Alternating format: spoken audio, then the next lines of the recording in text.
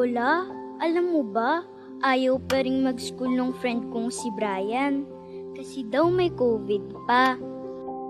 Ano namang sinabi mo sa kanya, Apo? Ang sabi ko po, hindi naman po talaga papasok sa school eh. Sa bahay lang mag-aaral hanggat may COVID pa. Ano namang sagot niya? Tapos sabi niya, paano daw mag-aaral sa bahay wala namang teacher sa bahay? Di ba nga Lola? Ano nga ulit nung tawag doon sa hindi naman papasok sa school pero mag-aaral pa rin? Apo, ang tawag niyan ay distance learning.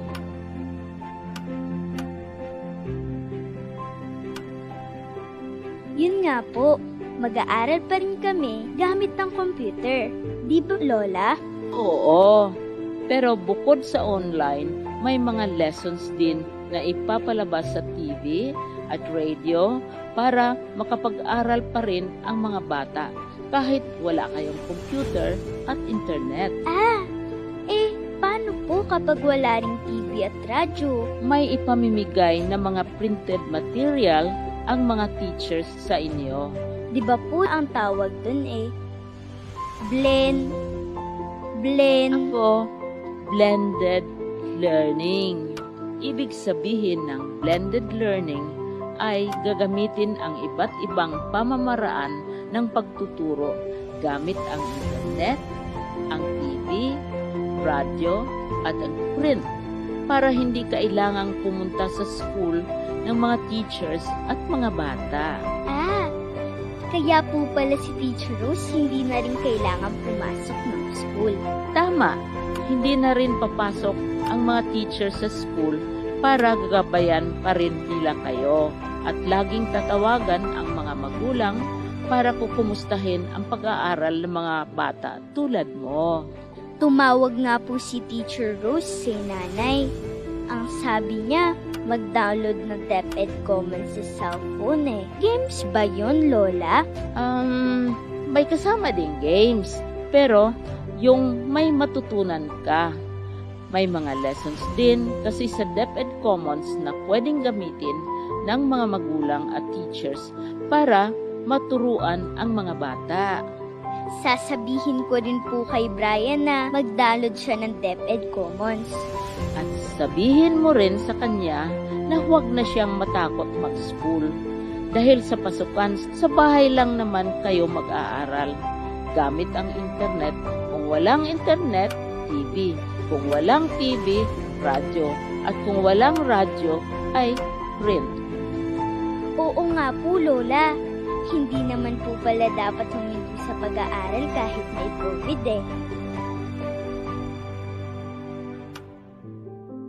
Magtutulungan kami para magpatuloy ang edukasyon.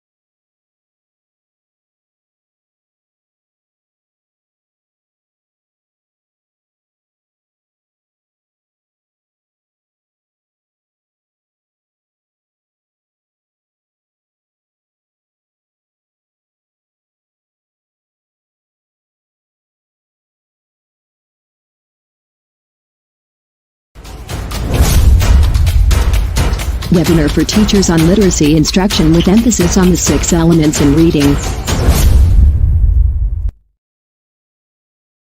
De Luna, Present! Herrera, Present! Valera, Present! Handa ba tayo sa school year 2020? Present!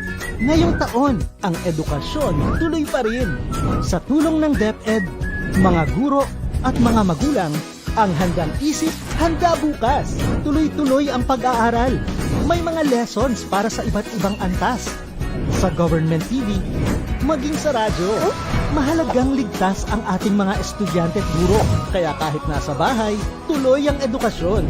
Kung tulong-tulong, may paraan, may aralan. Handang isip, handa bukas.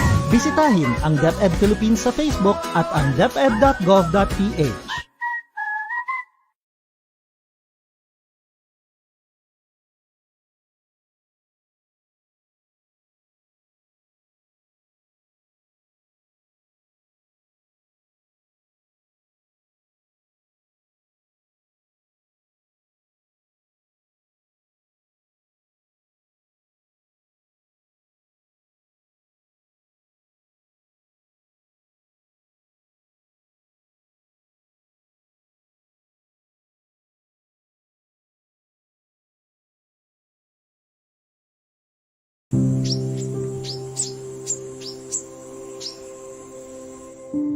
Naranasan ko ng maiwan.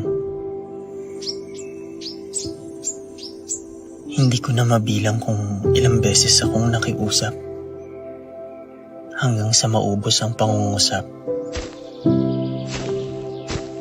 Naisip ko na ring sumuko dahil sa sunod-sunod na bagyo.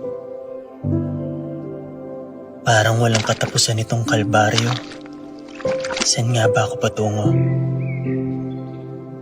Saan ba ang dulo nito? Sa paglalakbay, muntik na akong huminto. Pero sinalubong mo ko.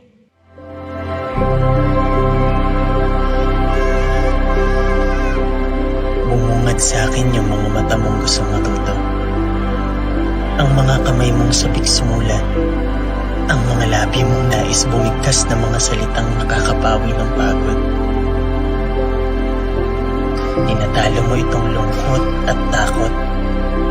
Binibigyan mo ng sagot ang mga katanungan sa aking puso. Masampat, abi-abi, mga anak. Masampat pala, biyabika mo. Na sa dami ng alinlangan ko't tanong sa mundo, ito ang nag-iisang sigurado. Mahal ko ang pagtuturo. Ito ang nagbibigay buhay sa aking pagkatao. At ang mga pangarap nila, ang aking ligaya.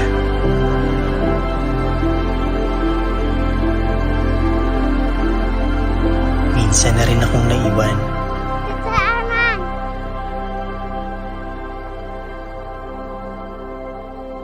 Kaya't sisikapin kong hindi mo ito maranasan.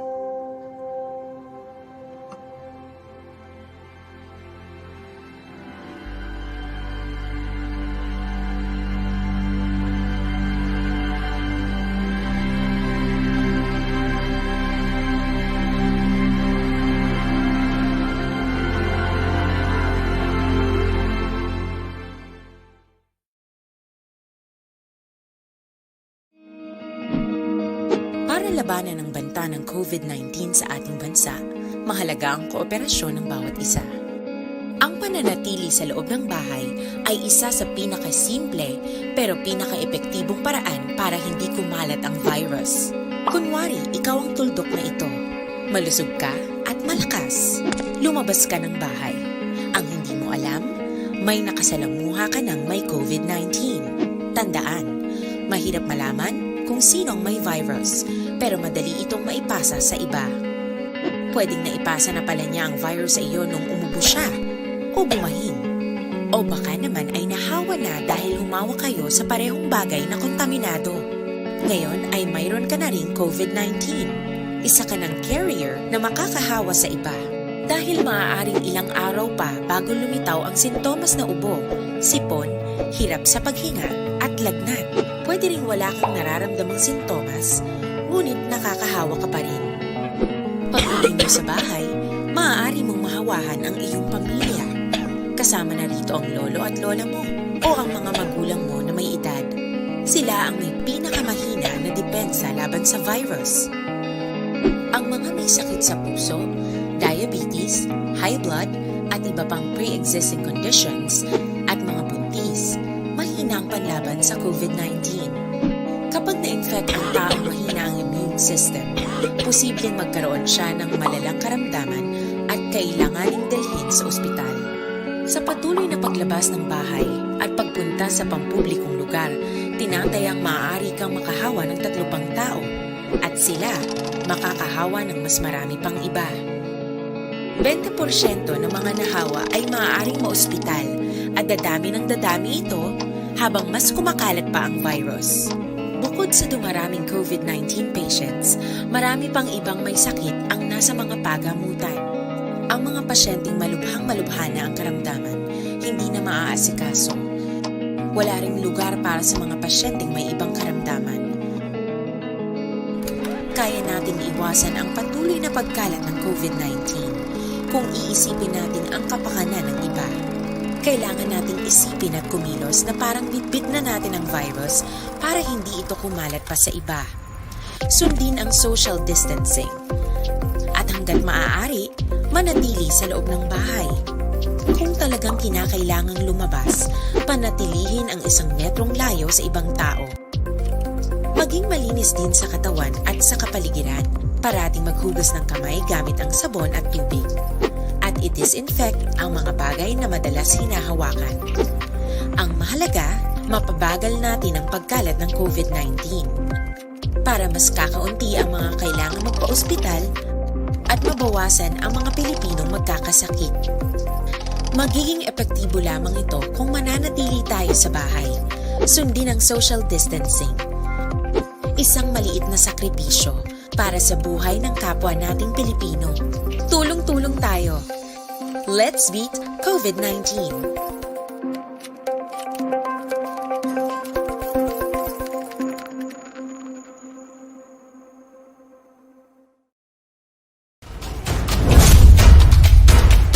Webinar for teachers on literacy instruction with emphasis on the 6 elements in reading.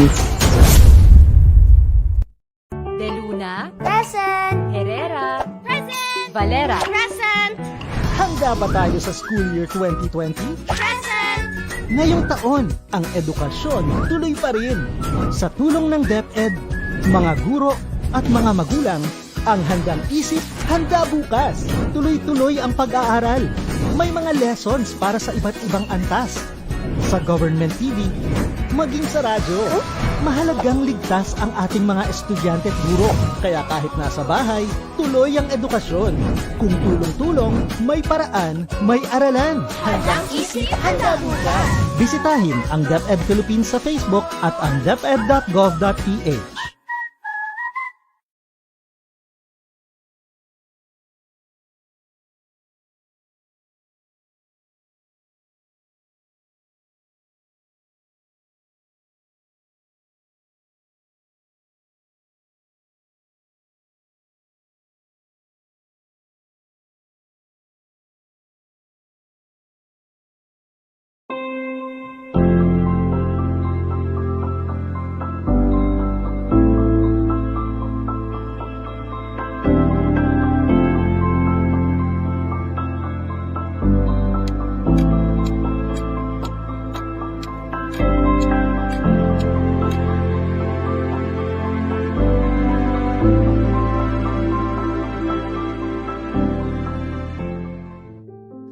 Lola, alam mo ba, ayaw pa rin mag-school ng friend kong si Brian.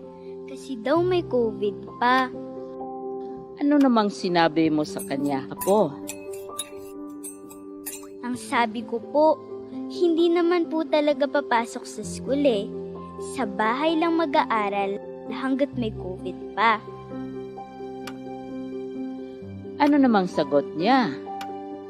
Tapos sabi niya, paano daw mag-aaral sa bahay wala namang teacher sa bahay? Di ba nga Lola? Ano nga ulit nung tawag doon sa hindi naman papasok sa school pero mag-aaral pa rin? Apo, Ang tawag niyan ay distance learning.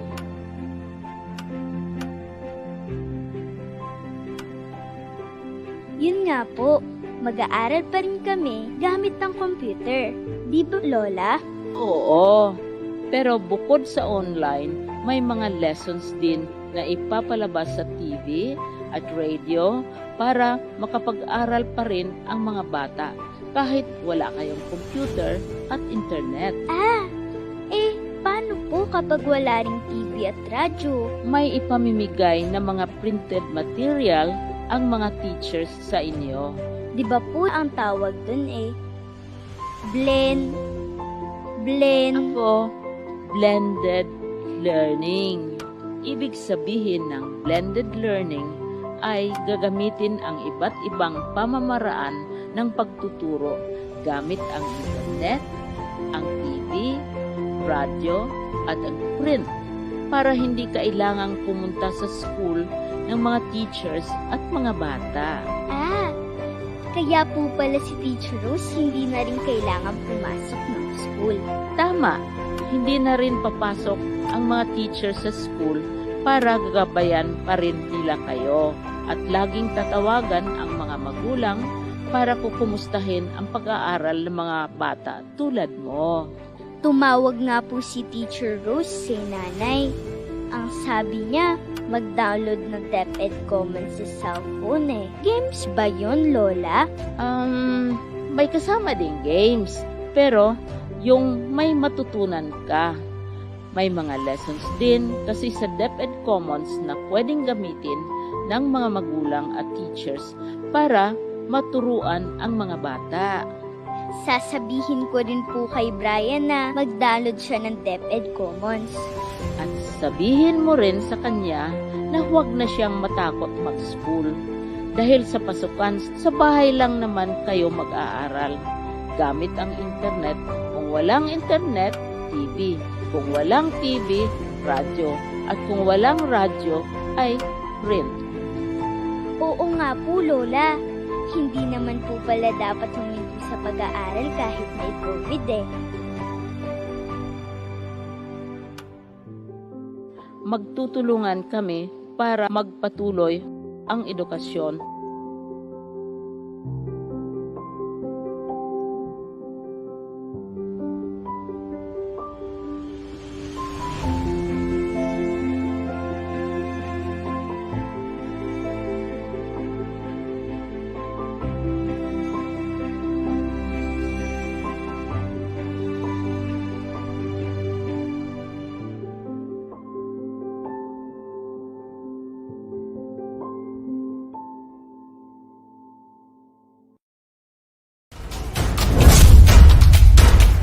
Webinar for teachers on literacy instruction with emphasis on the 6 elements in reading. De Luna, Present! Herrera, Present! Valera, Present! Handa ba tayo sa school year 2020? Present! Ngayong taon, ang edukasyon tuloy pa rin. Sa tulong ng DepEd, mga guro at mga magulang, ang handang isip, handa bukas. Tuloy-tuloy ang pag-aaral. May mga lessons para sa iba't ibang antas. Sa government TV, maging sa radyo. Mahalagang ligtas ang ating mga estudyante at guro. Kaya kahit nasa bahay, tuloy ang edukasyon. Kung tulong-tulong, may paraan, may aralan. Handang isip, handa bukas. Bisitahin ang DepEd Philippines sa Facebook at ang deped.gov.ph.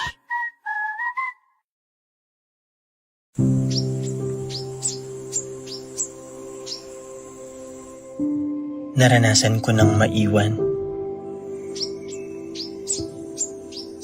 Hindi ko na mabilang kung ilang beses akong nakiusap hanggang sa maubos ang pangungusap. Naisip ko na ring sumuko dahil sa sunod-sunod na bagyo. Parang walang katapusan itong kalbaryo. Saan nga ba ako patungo? Saan ba ang dulo nito? Sa paglalakbay, muntik na akong huminto. Pero sinalubong mo ko.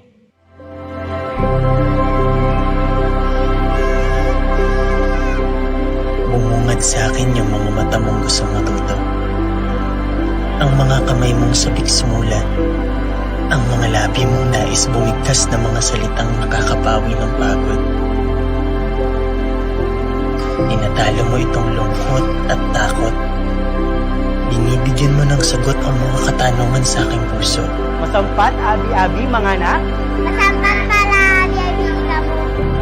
Na sa dami ng alinlangan ko't tanong sa mundo, ito ang nag-iisang sigurado. Mahal ko ang pagtuturo.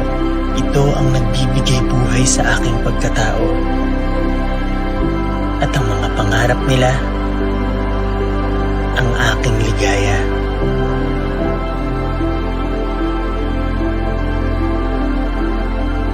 Minsan na rin akong naiwan. Saan?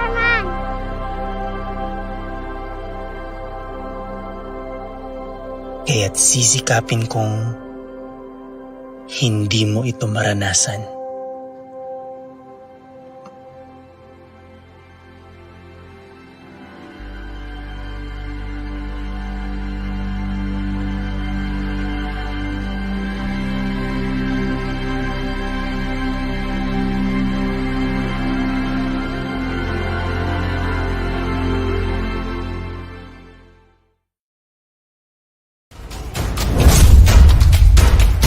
Webinar for teachers on literacy instruction with emphasis on the 6 elements in reading.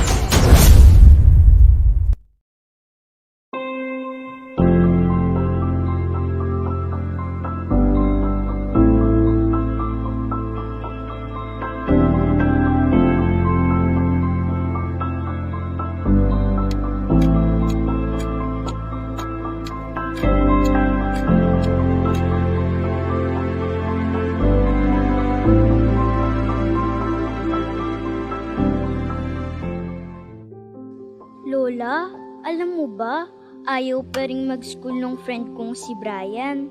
Kasi daw may COVID pa. Ano namang sinabi mo sa kanya, Apo? Ang sabi ko po, hindi naman po talaga papasok sa school eh. Sa bahay lang mag-aaral hanggat may COVID pa. Ano namang sagot niya? Tapos sabi niya, paano daw mag-aaral sa bahay wala namang teacher sa bahay? Di ba nga Lola? Ano nga ulit nung tawag doon sa hindi naman papasok sa school pero mag-aaral pa rin? Apo, ang tawag niyan ay distance learning.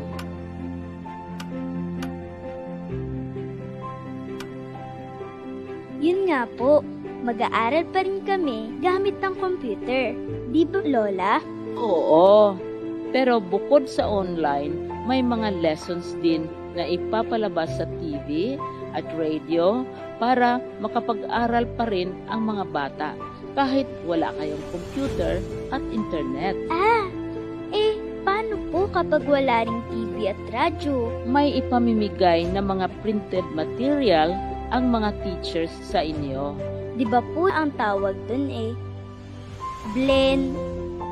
Apo, blended learning. Ibig sabihin ng blended learning ay gagamitin ang iba't ibang pamamaraan ng pagtuturo gamit ang internet, ang TV, radyo at ang print para hindi kailangang pumunta sa school ng mga teachers at mga bata. Kaya po pala si Teacher Rose hindi na rin kailangan pumasok ng school. Tama, hindi na rin papasok ang mga teachers sa school para gagabayan pa rin nila kayo at laging tatawagan ang mga magulang para kukumustahin ang pag-aaral ng mga bata tulad mo. Tumawag nga po si Teacher Rose sa nanay. Ang sabi niya, mag-download ng DepEd Commons sa cellphone Games ba yun, Lola? May kasama ding games, pero yung may matutunan ka. May mga lessons din kasi sa DepEd Commons na pwedeng gamitin ng mga magulang at teachers para maturuan ang mga bata. Sasabihin ko rin po kay Brian na mag-download siya ng DepEd Commons. At sabihin mo rin sa kanya na huwag na siyang matakot mag-school. Dahil sa pasukan, sa bahay lang naman kayo mag-aaral. Gamit ang internet. Kung walang internet, TV. Kung walang TV, radyo. At kung walang radyo, ay print. Oo nga po, Lola. Hindi naman po pala dapat huminto sa pag-aaral kahit may COVID eh. Magtutulungan kami para magpatuloy ang edukasyon.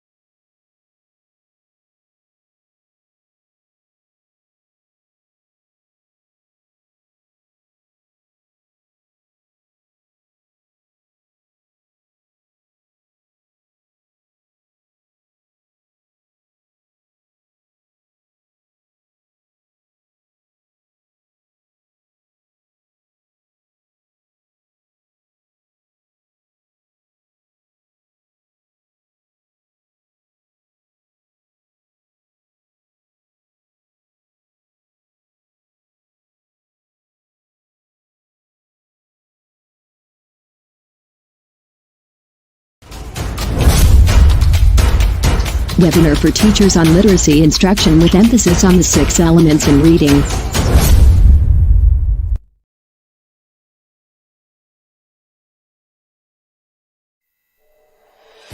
Literacy in English. To answer the call of times. SDO Davao Occidental. CID. English Language Curriculum. Ventures. Teachers Learning and Development.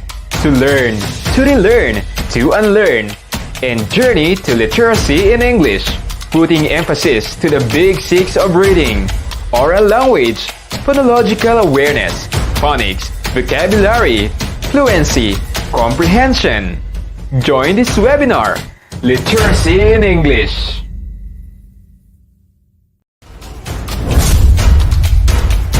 Webinar for Teachers on Literacy.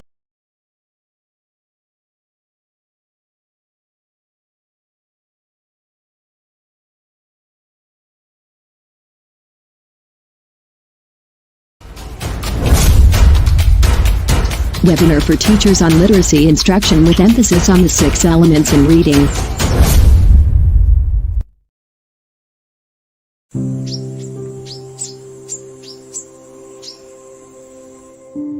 Naranasan ko ng maiwan.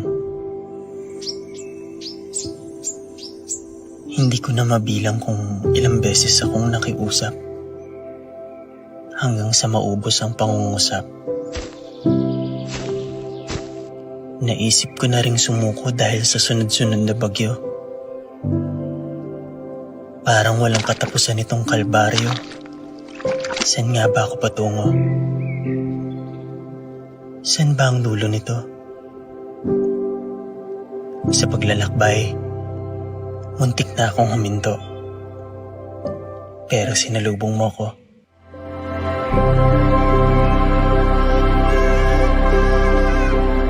Bumungad sa akin yung mga mata mong gustong matuto.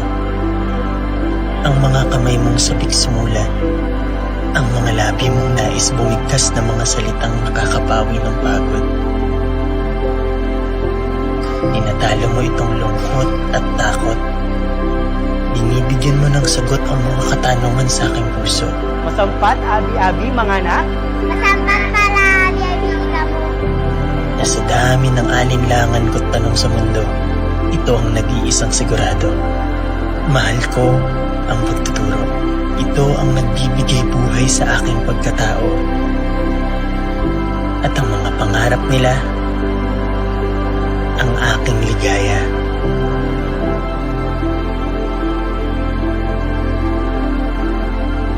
Minsan na rin akong naiwan.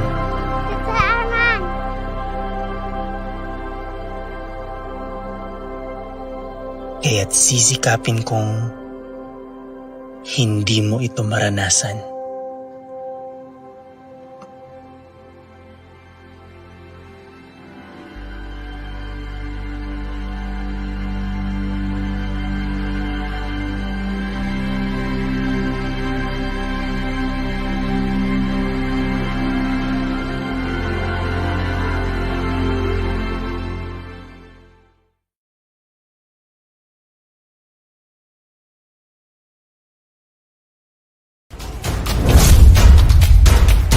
Webinar for teachers on literacy instruction with emphasis on the 6 elements in reading.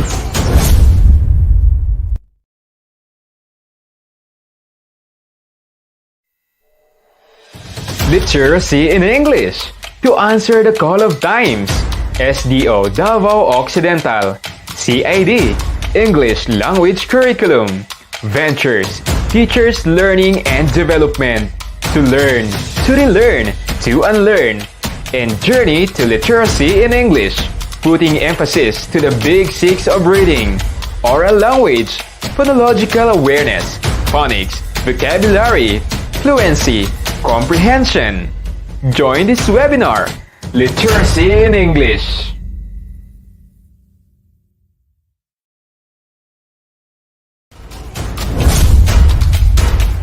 Webinar for teachers on literacy instruction with emphasis on the 6 elements in reading.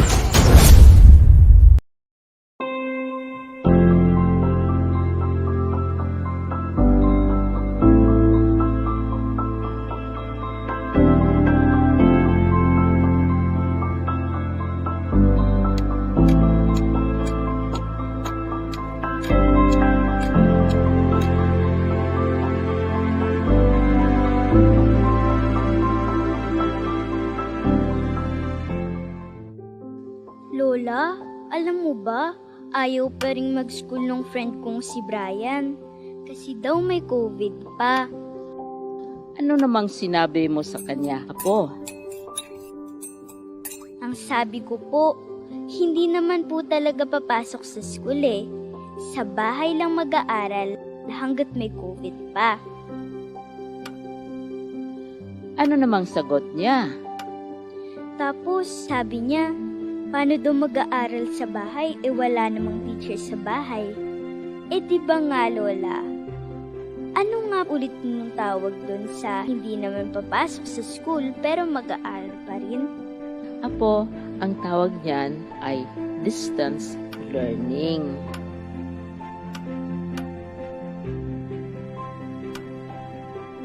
Yun nga po, mag-aaral pa rin kami gamit ng computer. Di ba Lola? Oo, pero bukod sa online, may mga lessons din na ipapalabas sa TV at radio para makapag-aral pa rin ang mga bata kahit wala kayong computer at internet. Paano po kapag wala ring TV at radyo? May ipamimigay na mga printed material ang mga teachers sa inyo. Di ba po ang tawag dun blend. Apo, blended learning. Ibig sabihin ng blended learning ay gagamitin ang iba't ibang pamamaraan ng pagtuturo gamit ang internet, ang TV, radyo, at ang print para hindi kailangang pumunta sa school ng mga teachers at mga bata. Kaya po pala si Teacher Rose hindi na rin kailangan pumasok ng school. Tama, hindi na rin papasok ang mga teachers sa school para gagabayan pa rin nila kayo at laging tatawagan ang mga magulang para kukumustahin ang pag-aaral ng mga bata tulad mo. Tumawag nga po si Teacher Rose sa nanay. Ang sabi niya, mag-download ng DepEd Commons sa cellphone Games ba yun, Lola? may kasama ding games, pero yung may matutunan ka. May mga lessons din kasi sa DepEd Commons na pwedeng gamitin ng mga magulang at teachers para maturuan ang mga bata. Sasabihin ko rin po kay Brian na mag-download siya ng DepEd Commons. At sabihin mo rin sa kanya na huwag na siyang matakot mag-school. Dahil sa pasukan, sa bahay lang naman kayo mag-aaral. Gamit ang internet. Kung walang internet, TV. Kung walang TV, radyo. At kung walang radyo, ay print. Oo nga po, Lola. Hindi naman po pala dapat huminto sa pag-aaral kahit may COVID eh. Magtutulungan kami para magpatuloy ang edukasyon.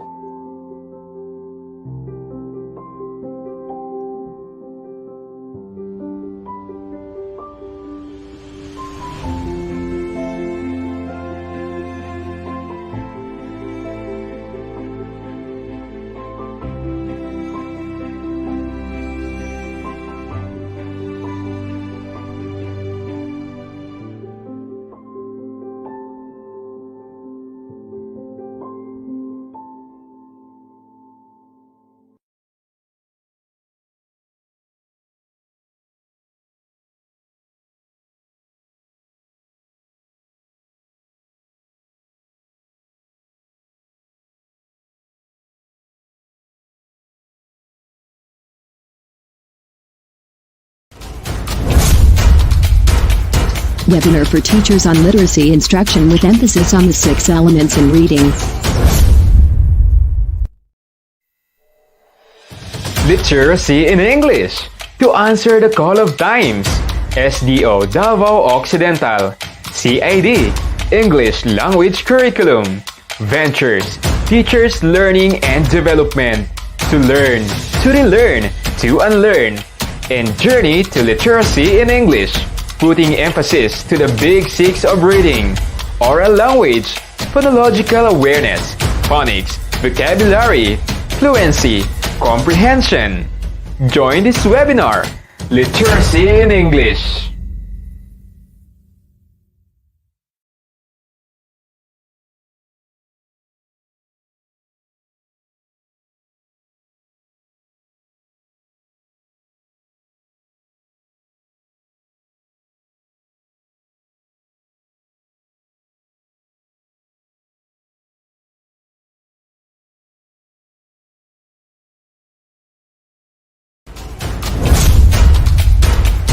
Webinar for Teachers on Literacy Instruction with emphasis on the 6 elements in reading.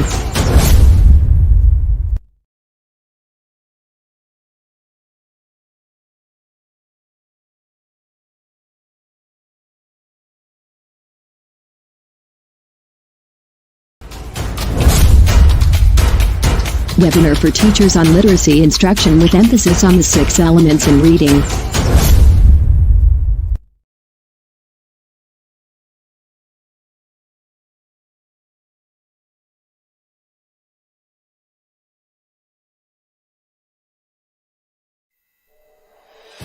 Literacy in English. To answer the call of times. SDO Davao Occidental. CID. English Language Curriculum. Ventures. Teachers Learning and Development. To learn, to relearn, to unlearn. And Journey to Literacy in English. Putting emphasis to the big 6 of reading, oral language, phonological awareness, phonics, vocabulary, fluency, comprehension. Join this webinar, Literacy in English.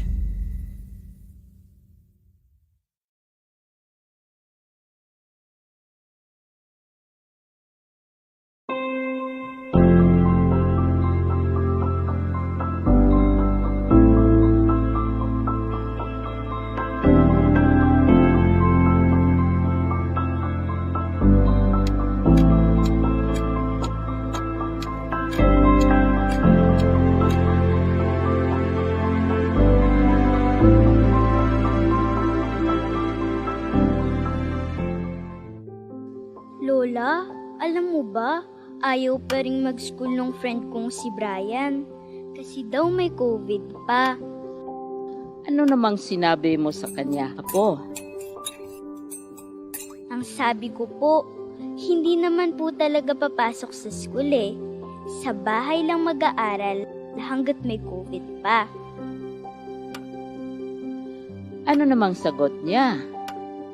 Tapos sabi niya, paano daw mag-aaral sa bahay wala namang teacher sa bahay? Di ba nga Lola? Ano nga ulit nung tawag doon sa hindi naman papasok sa school pero mag-aaral pa rin? Apo, ang tawag niyan ay distance learning.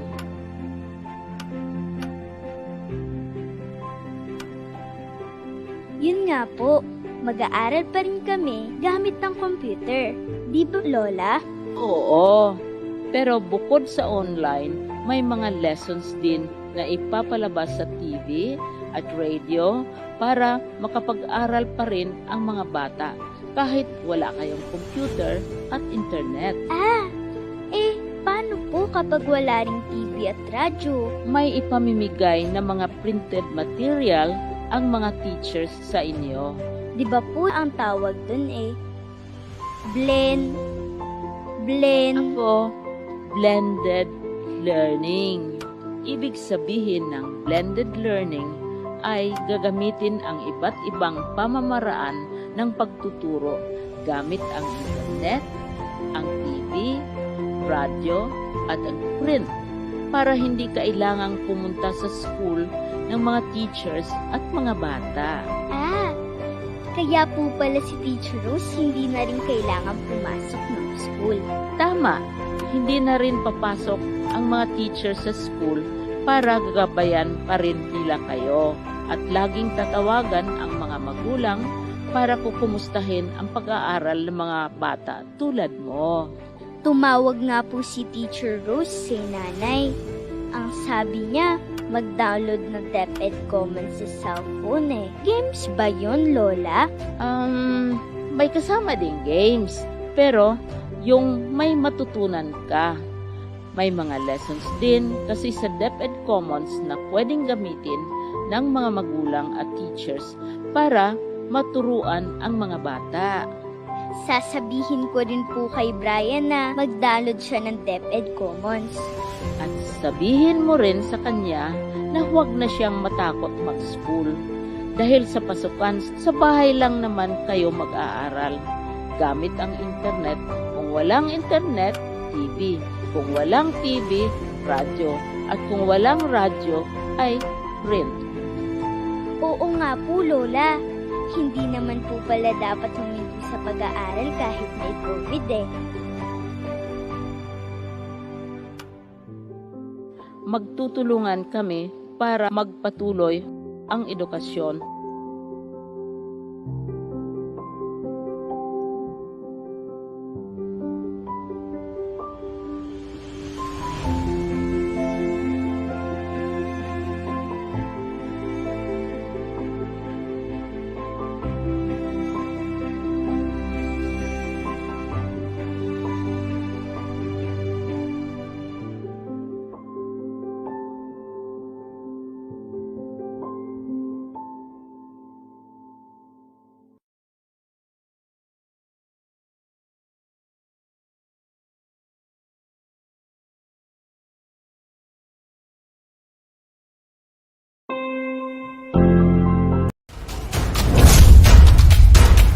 Webinar for teachers on literacy instruction with emphasis on the 6 elements in reading.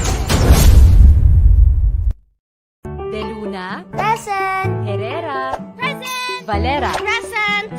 Handa ba tayo sa school year 2020? Present! Ngayong taon, ang edukasyon tuloy pa rin. Sa tulong ng DepEd, mga guro at mga magulang, ang handang isip, handa bukas. Tuloy-tuloy ang pag-aaral. May mga lessons para sa iba't ibang antas. Sa government TV, maging sa radyo. Mahalagang ligtas ang ating mga estudyante at guro. Kaya kahit nasa bahay, tuloy ang edukasyon.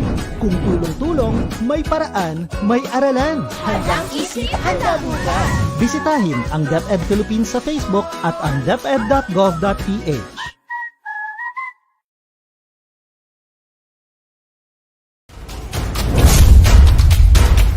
Webinar for teachers on literacy instruction with emphasis on the 6 elements in reading.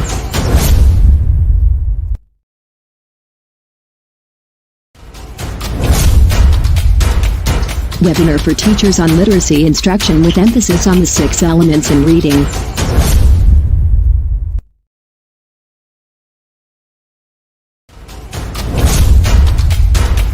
Webinar for teachers on literacy instruction with emphasis on the 6 elements in reading.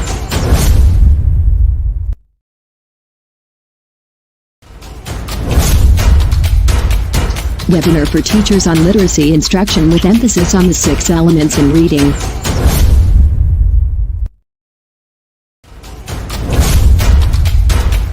Webinar for teachers on literacy instruction with emphasis on the 6 elements in reading.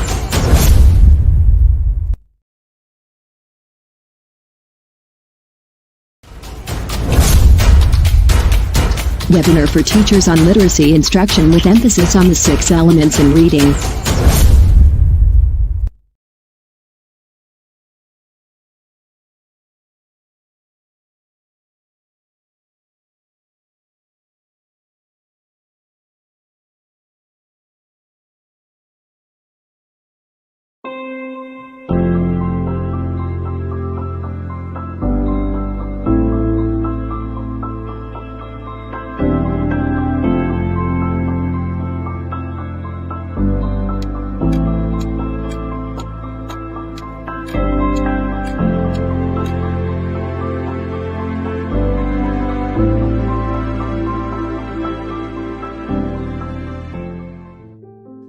Lola, alam mo ba, ayaw pa rin mag-school ng friend kong si Brian. Kasi daw may COVID pa. Ano namang sinabi mo sa kanya, Apo? Ang sabi ko po, hindi naman po talaga papasok sa school eh. Sa bahay lang mag-aaral hanggat may COVID pa. Ano namang sagot niya? Tapos sabi niya, paano daw mag-aaral sa bahay wala namang teacher sa bahay? Di ba nga Lola?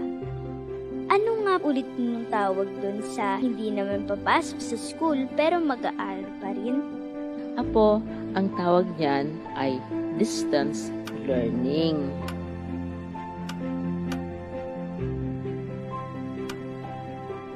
Yun nga po, mag-aaral pa rin kami gamit ng computer. Di ba Lola? Oo, pero bukod sa online, may mga lessons din na ipapalabas sa TV at radio para makapag-aral pa rin ang mga bata kahit wala kayong computer at internet.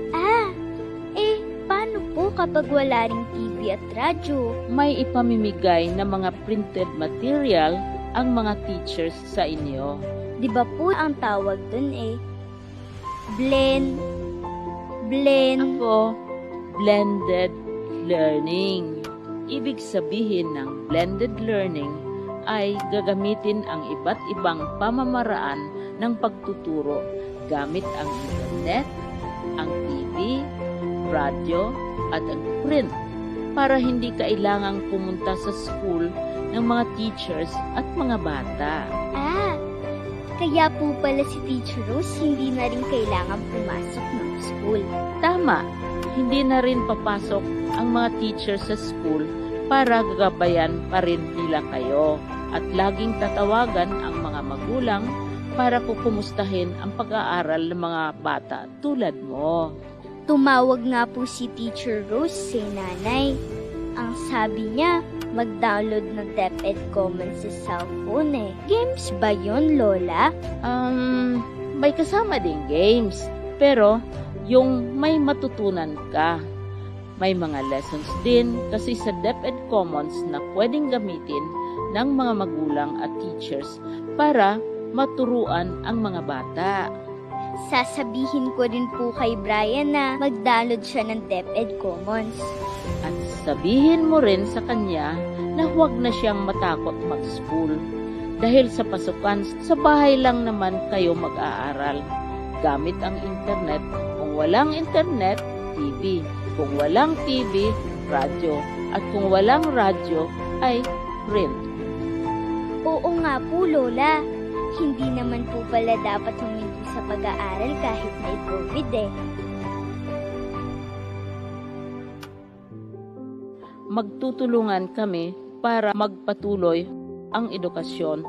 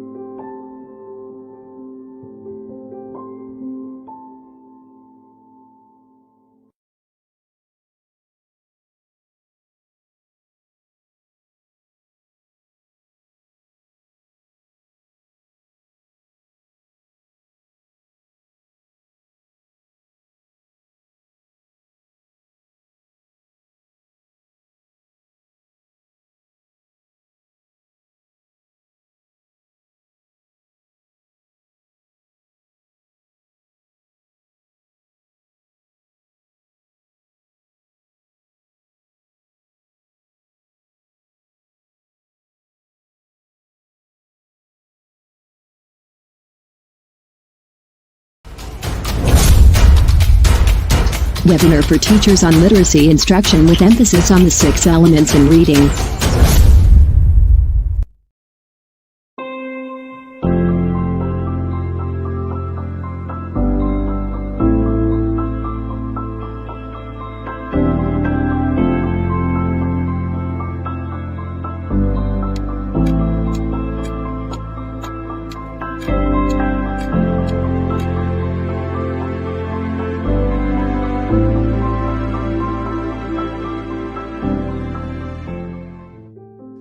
Lola, alam mo ba, ayaw pa rin mag-school nung friend kong si Brian. Kasi daw may COVID pa. Ano namang sinabi mo sa kanya, Apo? Ang sabi ko po, hindi naman po talaga papasok sa school eh. Sa bahay lang mag-aaral hanggat may COVID pa. Ano namang sagot niya? Tapos sabi niya, paano daw mag-aaral sa bahay wala namang teacher sa bahay? Di ba nga, Lola? Ano nga ulit nung tawag dun sa hindi naman papasok sa school pero mag-aaral pa rin? Apo, ang tawag niyan ay distance learning.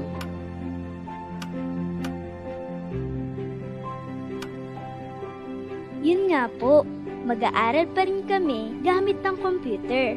Di ba, Lola?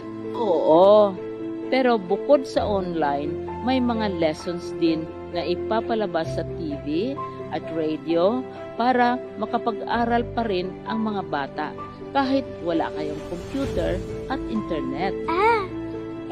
Paano po kapag wala ring TV at radyo? May ipamimigay na mga printed material ang mga teachers sa inyo. Di ba po ang tawag dun blend? Ako, blended learning.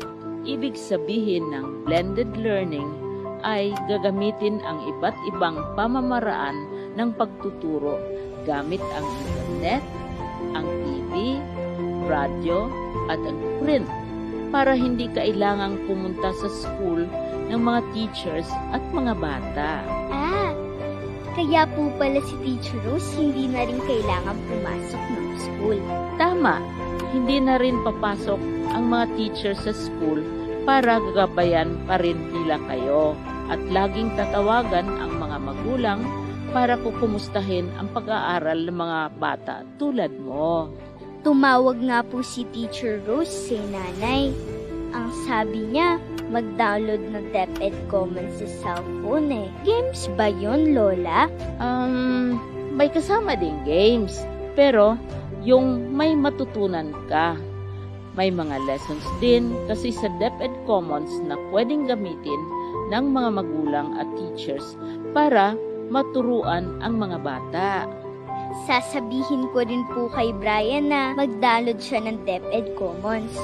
At sabihin mo rin sa kanya na huwag na siyang matakot mag-school. Dahil sa pasukan, sa bahay lang naman kayo mag-aaral. Gamit ang internet. Kung walang internet, TV. Kung walang TV, radyo. At kung walang radyo, ay print. Oo nga po, Lola. Hindi naman po pala dapat huminto sa pag-aaral kahit may COVID eh.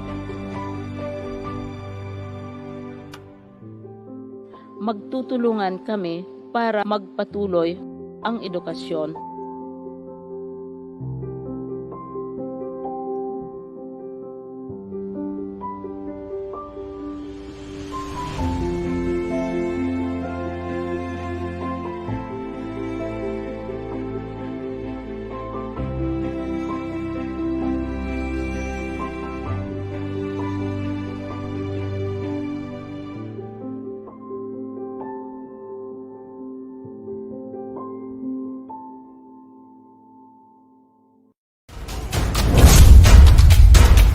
Webinar for teachers on literacy instruction with emphasis on the 6 elements in reading.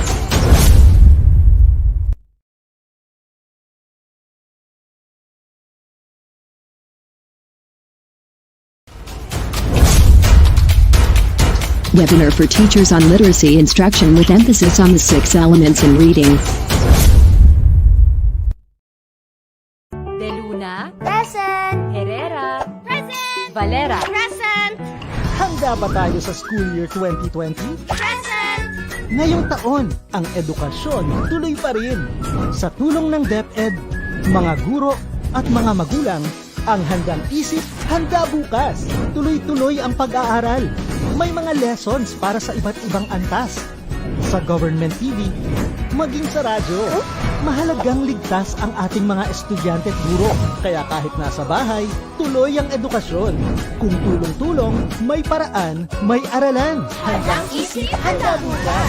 Bisitahin ang DepEd Philippines sa Facebook at ang deped.gov.ph.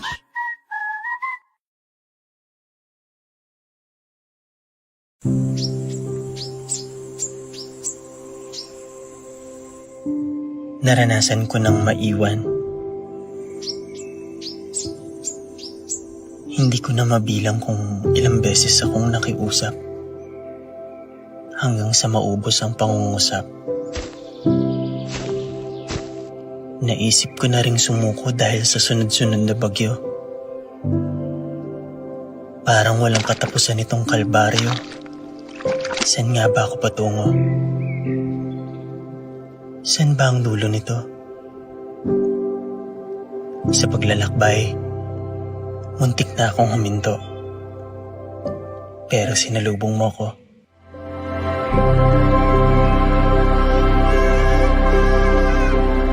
Bumungad sa akin yung mga mata mong gustong matuto. Ang mga kamay mong sabik sumulat. Ang mga labi mong nais bumigkas na mga salitang nakakapawi ng pagod. Tinatalo mo itong lungkot at takot. Binibigyan mo ng sagot ang mga katanungan sa aking puso. Masampat, abi-abi, mga anak. Masampat pala, Biabita mo. Na sa dami ng alinlangan ko't tanong sa mundo, ito ang nag-iisang sigurado. Mahal ko ang pagtuturo. Ito ang nagbibigay buhay sa aking pagkatao. At ang mga pangarap nila, ang aking ligaya.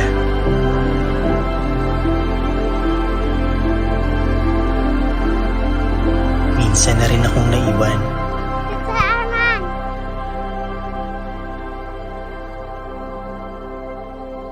Kaya't sisikapin kong hindi mo ito maranasan.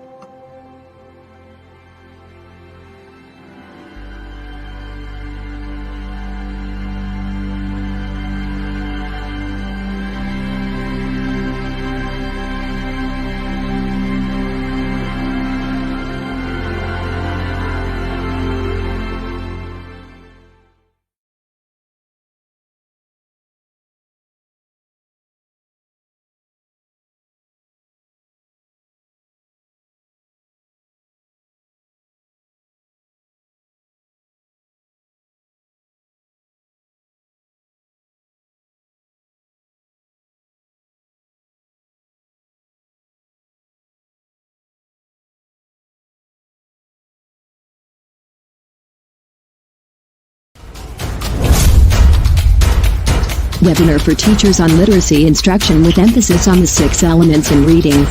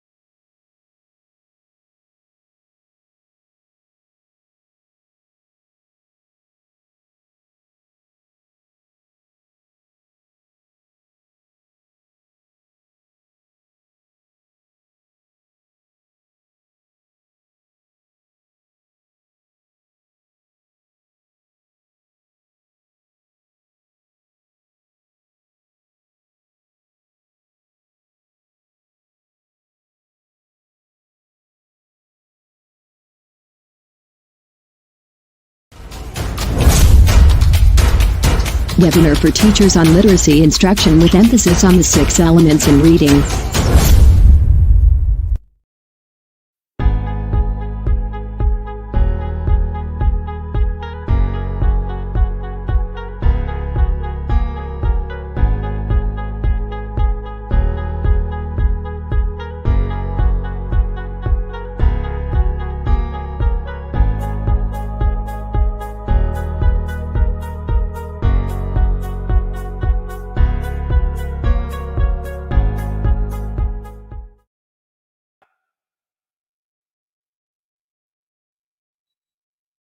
Good day and welcome to the webinar for teachers on literacy instruction with emphasis on the 6 elements of reading. I am Keisha Kakas, elementary school teacher from Mana Central Elementary School of Pocahontas District. And I am Abigail Milan, junior high school teacher of Don Marcelino National High School. A pleasant day to everyone, and I hope that you are well today.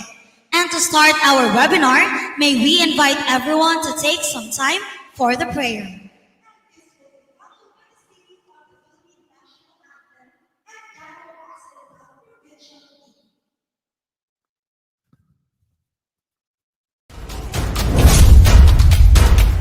Webinar for teachers on literacy instruction with emphasis on the 6 elements in reading.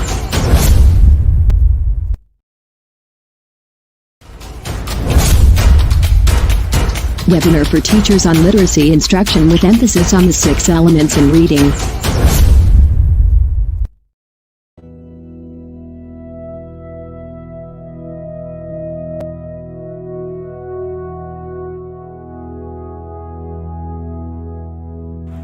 وقال ربكم ادعوني استجب لكم اعوذ بالله من الشيطان الرجيم بسم الله الرحمن الرحيم الحمد لله رب العالمين الرحمن الرحيم مالك يوم الدين إياك نعبد وإياك نستعين اهدنا الصراط المستقيم صراط الذين أنعمت عليهم غير المغضوب عليهم ولا الضالين. O tiba na matulos, sini kay bag, mig padapag kay bag mo. Pinamuyo ko bag ang tabang ni kau, pinamuyo kay bag ang tulos ni kau. Siko na bag sa magdoma bag, kadita tautaw, panaulo bag tautaw, dini ta kanami lugar sini, kung kana ang kadita utaw bag tatibok bag nasod sini. Siko na bag sa pamuyuan day, takasag, siko na bag sa pamuyuan day, ta anag day, among kay bag akad kay dadbag kadadatan bag ma datangan day. Ma medua ta den di langit. Nasalo ko di flapusan ni. Mabenggo idad ni mu'mini. Balu idad DepEd, balu idad maestra, idad nga eskwela na bengam. Dugo sa igum datami, nagay amu mi. Nago sa gam tabeng ikdeu. Afngi ko Lord ko gait mabeng ikdeu ni. Balu idada idad nga balu idada kugait mabeng nagui fakay muman idada nawala nagui mabeng dulu cumanem nawala ya makatumbok juang mo ya banwa nakabelang-belengan getal aw katanem pag-ipat naway jamanan punganan na pagkautaon nya katagton sa buwang naway katamanan cumanem tamengi duni ugdam alilini malat to ang mga magturadaay sa pagliman na tipoli sa bini nakapanday na kaumpuanan cumanem dayan kao. In the name of the Father and of the Son and of the Holy Spirit, Amen. Almighty God, blessed are you, God of mercy, who through your Son Jesus gave us a marvelous example of charity and the great commandment of love for one another. Lord Jesus, the only Son of God, you taught us by word and example that true wisdom comes from you alone. Send your Spirit upon the students and teachers. Fill them with your wisdom and blessings. As Christ our Savior bore our infirmities and endured our sufferings, He went about doing good, living as an example to follow. May we imitate Him as we face headstrong and brave. For teachers, that they more share their knowledge with gentleness, patience, and concern for their students. For parents, guardians, and catechists, the first teachers of their children, that their faith and love may be an example for us always. Lord, you want all people to share in the blessings you have brought. Stir the hearts of many among your people, among us, so that, moved by your love, may we gladly devote ourselves to assisting those in need and in misfortune. We ask this through Christ our Lord, who lives and reigns with you with the Holy Spirit, one God, forever and ever. Amen. In the name of the Father, and of the Son, and of the Holy Spirit. Amen.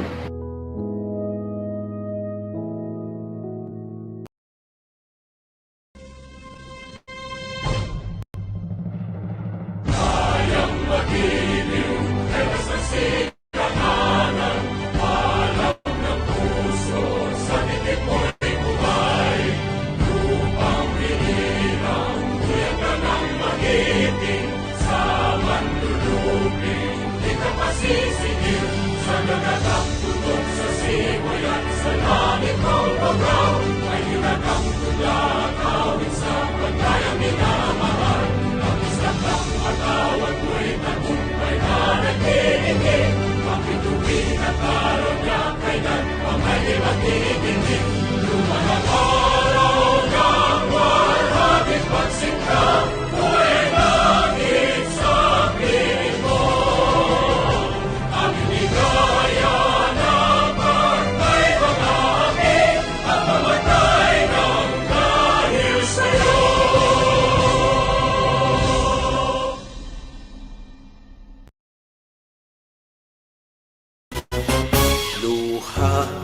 pawis at tapang, ibinuho sa iyong pagsilang. Pagsulong sa iyong kaunlaran, ang nasa puso namin magpakailanman.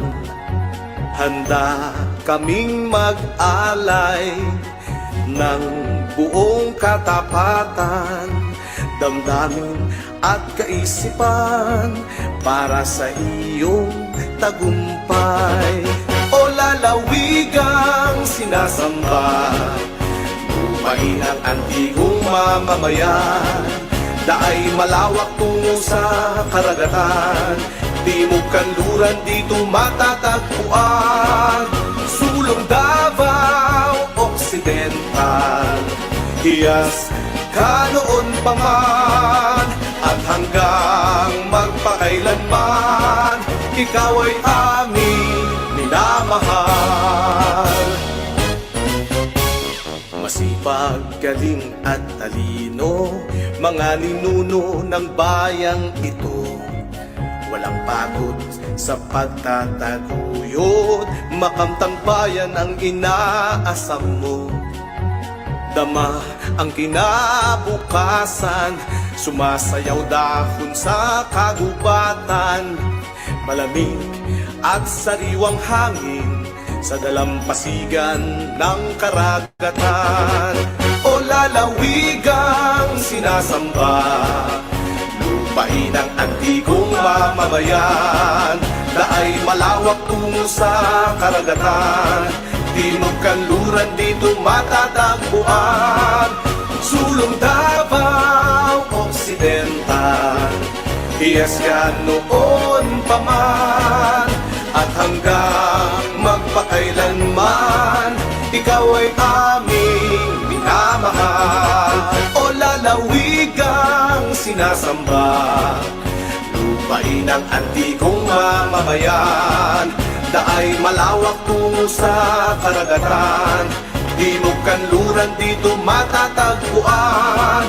Sulong Davao Occidental, hiyas ka noon pa man, at hanggang magpakailanman, ikaw ay aming minamahal. At hanggang magpakailanman, ikaw ay aming minamahal. At hanggang magpakailanman, ikaw ay aming minamahal.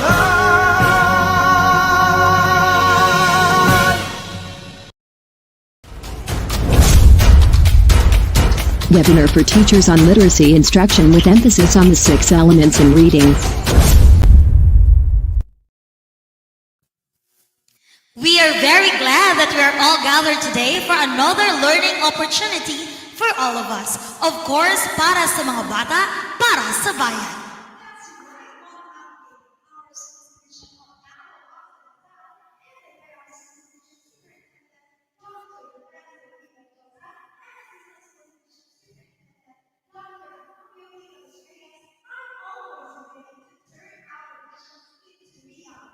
Of course, Ma'am Jindli, and we are joined today by our dear colleagues from different districts all over the province of Davao Occidental. Teachers from elementary, junior high school, and senior high school levels.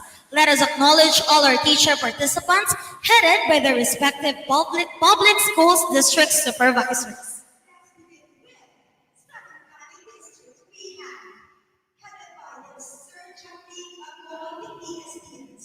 We have also from Jasper District with their PSPS, Mr. Joel Villarreal, Jasper District, and their PSPS, Ms. Bernie Gamble. Don Martin District, headed by the PSPS, Mr. Aldrin G. Bueno. Santa Maria East District, we have now as the BIE Corpus. Santa Maria East District with their PSPS, Dr. Randy Alpengero. Of course, we have teachers all the way from Malita West District, headed by Ms. Irma P. Sodpur. Malita South District, with their PSDS, Mr. Jesus Q. Lascuña Jr. Malita East District, headed by Ms. Fe Arlene D. Lagadse. Malita North District with the PSDS, Dr. Ladislao P. Agaw.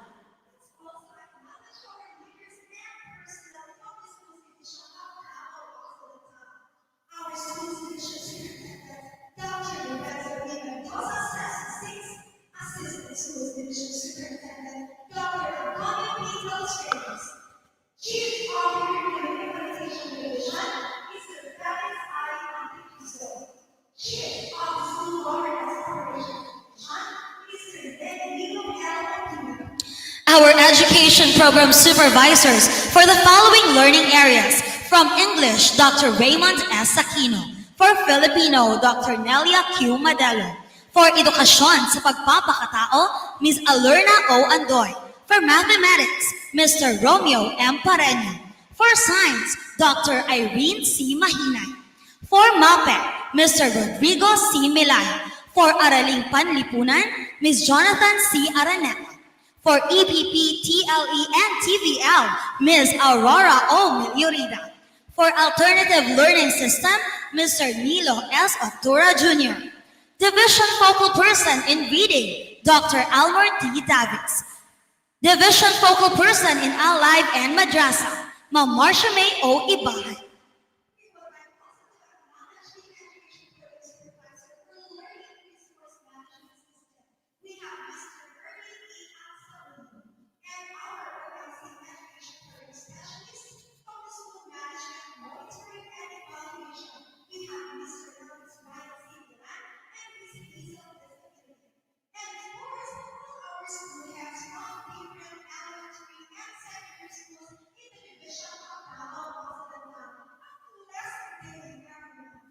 Thank you very much for being with us today, and we look forward for your active participation for the next 2 days.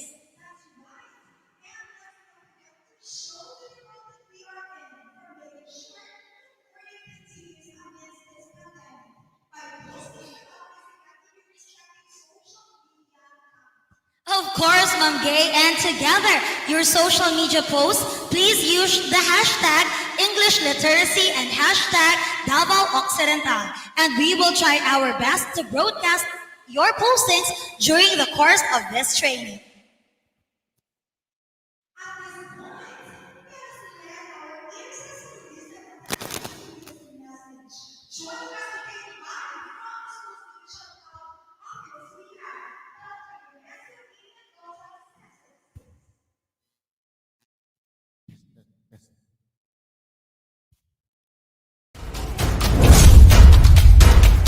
Webinar for teachers on literacy instruction with emphasis on the 6L. Webinar for teachers on literacy instruction with emphasis on the 6 elements in reading.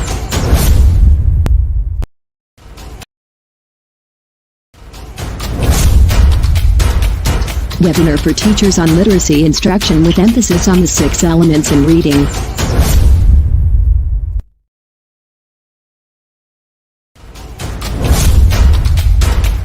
Webinar for teachers on literacy instruction with emphasis on the 6 elements in reading.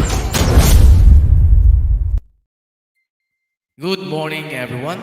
To our Assistant Schools Division Superintendent, Dr. Antonio P. De Los Reyes, to the Chief of the Curriculum, Mr. Felix Anticristo, and to the Chief of the SDOD, Mr. Nilo Octura, to all the Education Program Supervisors and specialists of both SDOD and CID, and of course the section heads in the OSDS, to all the public school district supervisors, school heads, and of course the center of our educative process, our school children.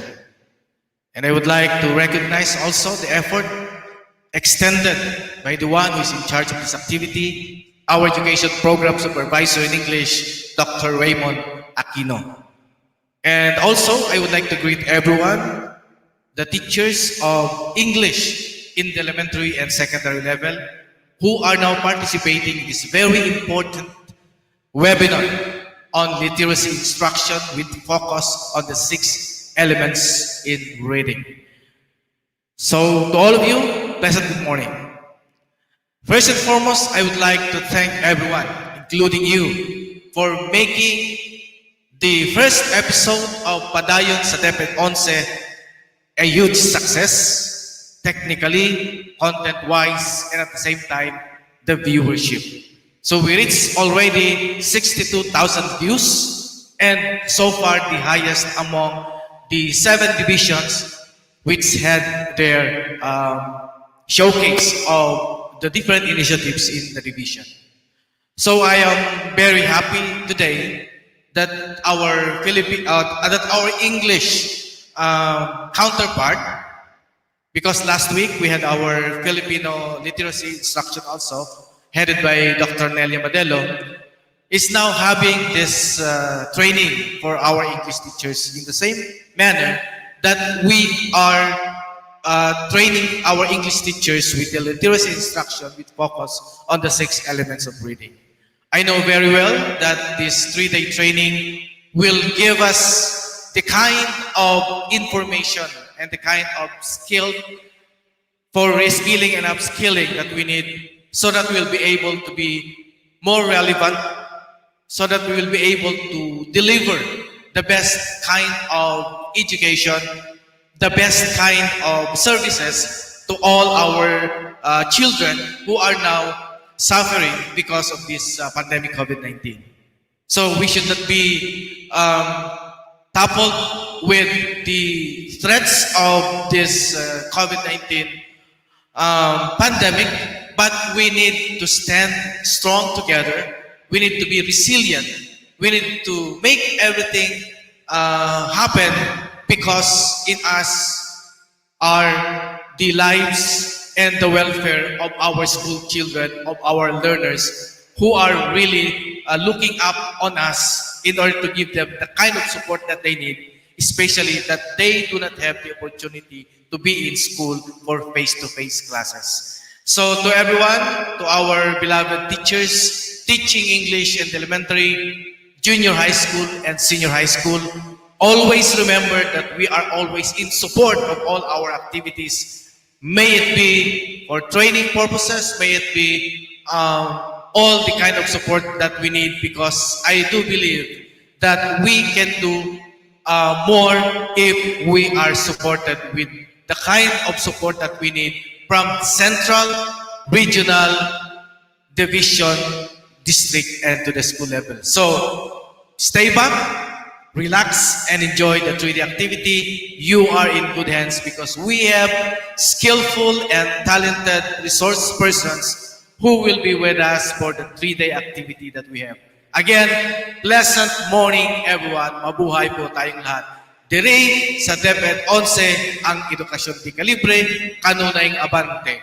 Ug diri sa Davao Occidental, we always turn our visions into realities, because edukasyon posible sa Davao Occidental, diri sa DepEd 11. Pleasant morning everyone. Webinar for teachers on literacy instruction with emphasis on the 6 elements in reading.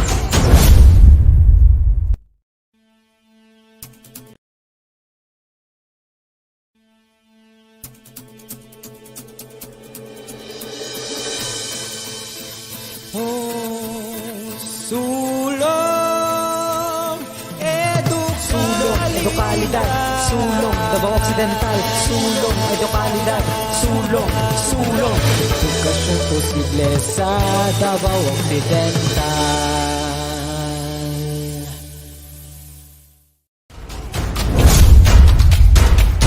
Webinar for teachers on literacy instruction with emphasis on the 6 elements in reading.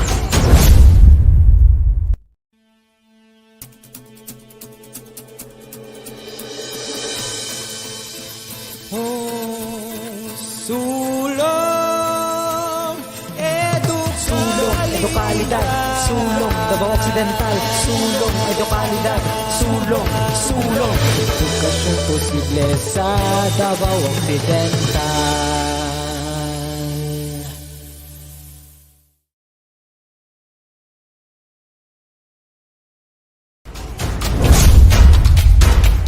Webinar for teachers on literacy instruction with emphasis on the 6 elements in reading.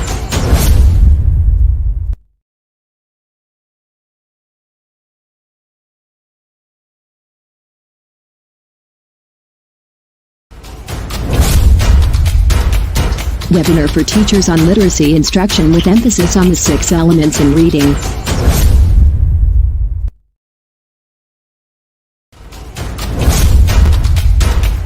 Webinar for teachers on literacy instruction with emphasis on the 6 elements in reading. Thank you very much, Dr. Lorenzo Mendoza. And to formally open this 3-day virtual division upskilling, here is our Assistant Schools Division Superintendent, Dr. Tonio P. De Los Reyes. Webinar for teachers on literacy instruction with emphasis on the 6 elements in reading. Our Schools Division Superintendent, Dr. Lorenzo Mendoza, and all of the education program supervisors of the CID, and all of the personnel of the HGOD, the rest of the division personnel, our teachers, participants in this webinar for teachers on literacy instruction with emphasis on the 6 elements in reading. To all of you, good morning. I am again privileged to have this opportunity to provide you with opening statement about the purpose of the reading webinar activity.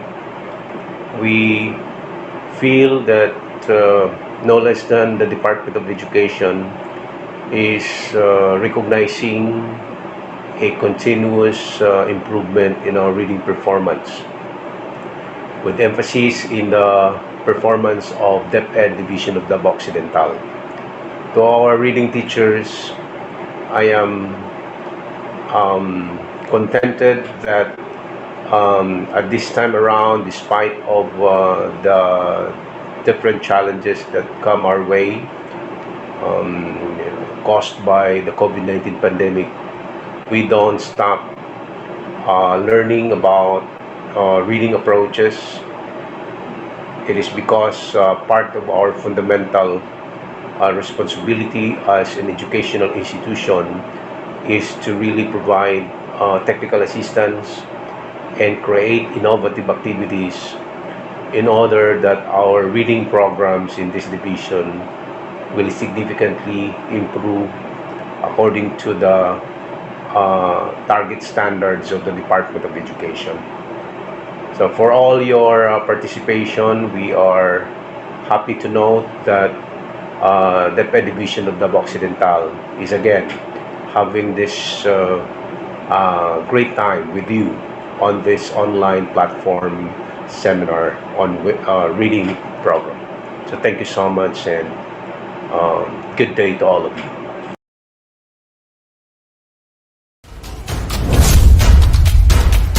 Webinar for teachers on literacy instruction with emphasis on the 6 elements in reading. So much for your message, sir. And now, let us be mesmerized by an opening salvo. Ladies and gentlemen, a round of applause to the dancing teachers of Lawa National High School.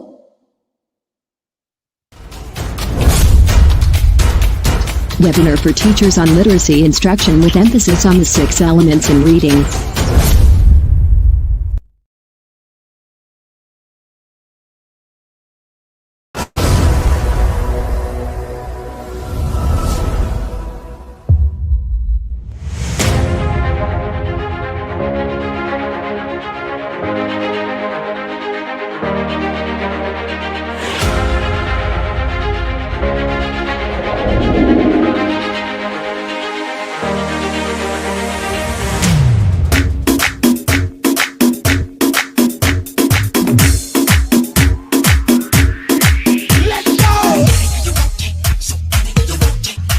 Dame conga. Sí, sí, oye, ey, suena bien, suena bien. Suena bien, suena bien. Ey, rico, rico, rico, rico, rico, rico, ay, rico, rico, rico, rico, rico, rico, rico, rico, rico, rico, rico, ay, rico, rico, rico.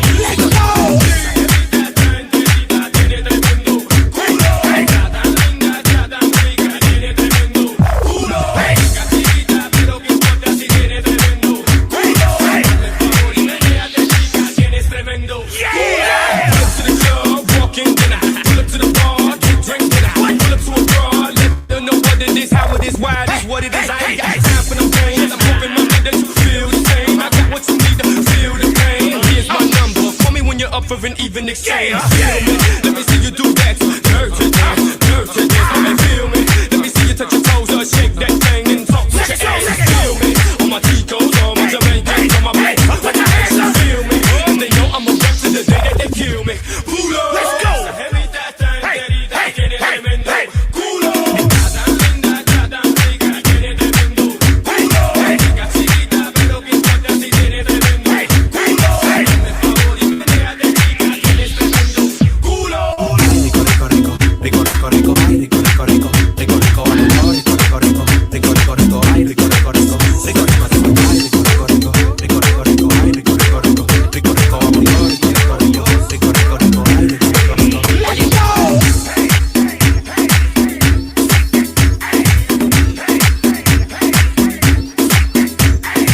DJ Luciano Antileo, el capo de Comodoro Rivadavia.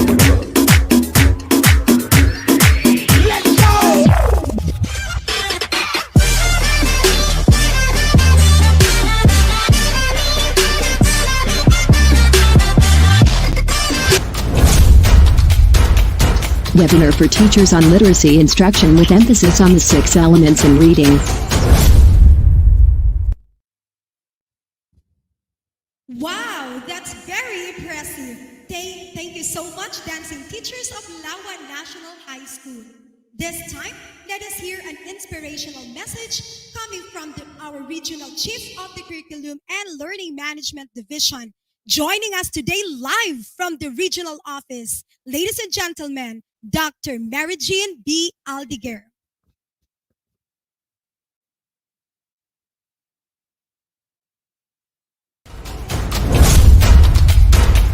Webinar for teachers on literacy instruction with emphasis on the 6 elements in reading.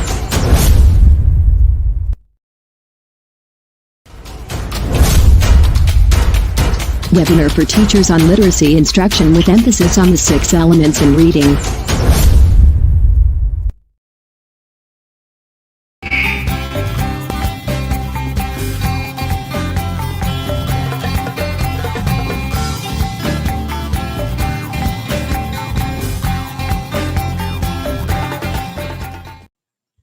Hello, everyone.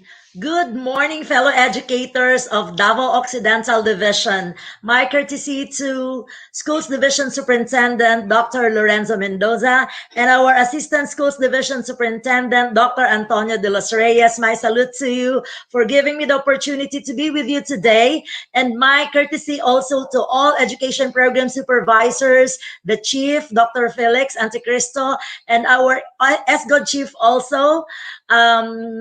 Thank you very much for the opportunity to be with you, our PSDSS, our Education Program Supervisor, and our prime mover in this activity, Dr. Raymond Aquino, and at the same time, our school heads, our teachers in the field who are still into the new normal and enjoying the new normal. Good day, everyone. I am very blessed to be with you and celebrating the activity today, which is teaching more our teacher on how to teach or the literacy instruction so that we can also give or address the needs of our children in the field in terms of raising the bar of literacy. And I know that you are excited in this activity. It's because I know you've been a lot of training in terms of literacy. You've been retooling, reskilling, and at the same time attending so much to it. But then our challenge is how will we be able to transfer the information that we receive here to our clients? How will we be able to apply all the strategies that our speakers before gave to us? And in fact, I was with you, I guess, last year when the new normal started. And when you had your training in terms of this literacy, I just want to revisit how far in your implementation in terms of the strategies that you applied or you've learned last year and you applied for a year and then you want to get the impact of this year. You need to revisit yourselves. You need to assess yourselves of how far you've learned, how far in the implementation, whether there is really that impact. That is the most challenging part of attending a training. the one that I shared to you before, the transfer of information from the one that you received in the speaker of the last year's training, you conducted it, you applied it, you implement it, and now the question is, what is the impact of that training that you attended to your skill now as a teacher? Because Department of Education is giving you a lot of training in terms of this, or capacitated you in terms of this aspect of literacy instruction. Now the challenge should be you as a teacher who attended those trainings given by the Department of Education. Now, if you could say in a scale of 5, where 5 is the highest and 1 is the lowest, where do you belong?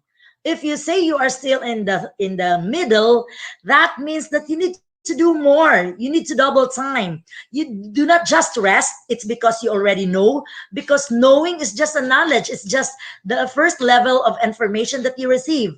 The most important is you apply it. Then after applying it, you creatively do it. You creatively transfer it so that you will know whether you are really of help to our children. So I know with your topics that are offered to you in this training, the big 6 of reading, I know that you know as to theories, but the question is, how far are you as a teacher in the implementation or in the transfer of those knowledge of the big 6 of reading? So with that, from the oral language, phonological awareness, phonics, vocabulary, comprehension, fluency, you need to assess yourself. So with that, I am challenging everyone by that next year, when we already have our normal in the Department of Education, the way that we want it to be normalized. I hope that from the training last year and the retooling this year, reskilling this year, I hope that you will be able to raise the bar of literacy, especially to our young learners, our K grades 1, 2, 3. So as much as possible, we aim that our grade 3 pupils will become independent reader, independent writer, independent in oracy, independent in vocabulary. So that is our aim. Our aim is not, me as a teacher, my aim is not letting my children get a high grade in terms of numerical rating, but my aim is seeing my learner who can independently read, independently talk, fluent in speaking and in writing, because there is also fluency in writing. So with that, I am challenging everyone, and I am challenging our educators.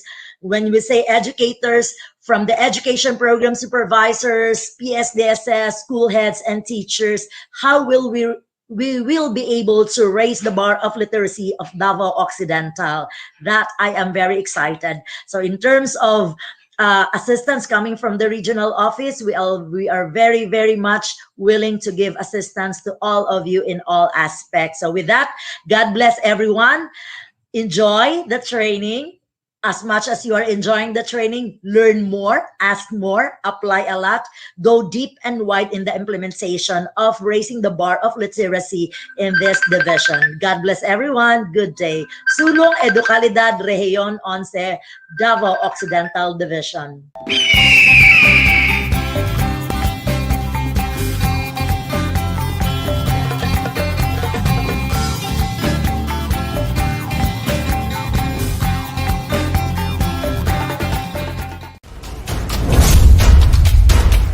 Webinar for teachers on literacy instruction with emphasis on the 6 elements in reading. Great thanks for your challenging words, Dr. Mary Jean Aldeguer. At this point, let us listen to our education program supervisor in English for the rationale of this webinar. Ladies and gentlemen, Dr. Raymond S. Aquino.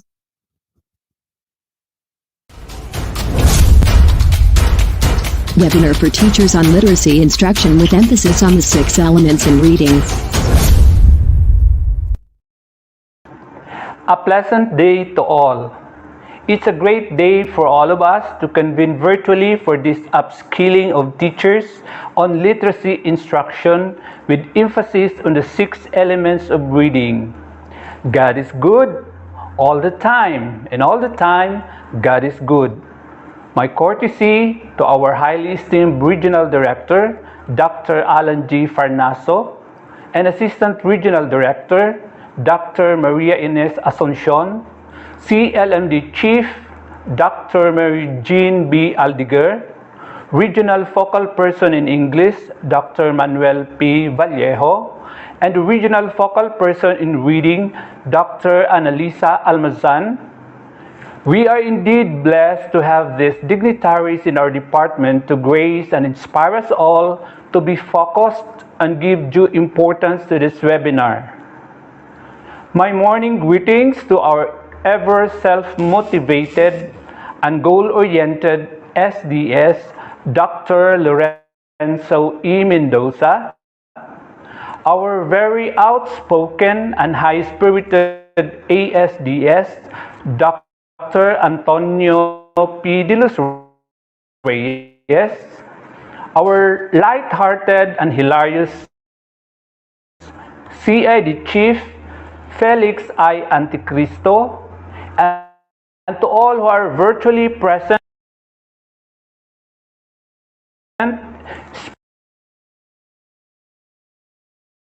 especially to our invigorated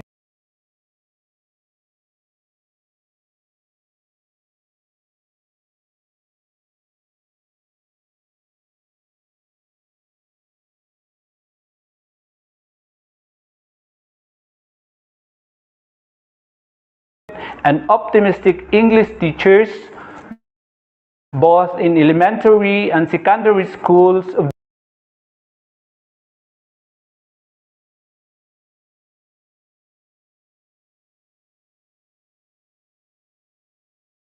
the Division of Davao Occidental. My warm greetings of felicity to all. In this 3-day virtual exchange of information, we will be bombarded with different teaching strategies that would enhance teachers' teaching skills. It is said that teaching strategies are methods used to help students learn the desired course contents and be able to develop achievable goals in the future. These identify the different available learning methods to enable them to develop the right strategy to deal with. When teachers think of the best way to improve their teaching by developing their content knowledge, usually they will end up with sophisticated levels of knowledge. But chances are they might have only simplistic instructional methods to convey that material. However, in reality, both are essential and shall be given at least an identical weight. What we teach and how we teach are inseparably linked and very much dependent on one another. If learning strategies and methods have the importance of key qualifications, they should also be developed systematically so that learners will also develop a repertoire of strategy or strategies by the time they leave school. Therefore, teachers need to marry content and strategies. Thus, the Department of Education Division of Davao Occidental, through the Curriculum Implementation Division, conducts this webinar for teachers on literacy instruction with emphasis on the 6 elements of reading starting today, May 19 up to May 21, 2021. This upskilling aims to hone teachers with the basic knowledge in literacy instruction, focus on the 6 elements in reading, and this will provide them with the different teaching strategies relevant to the teaching English language.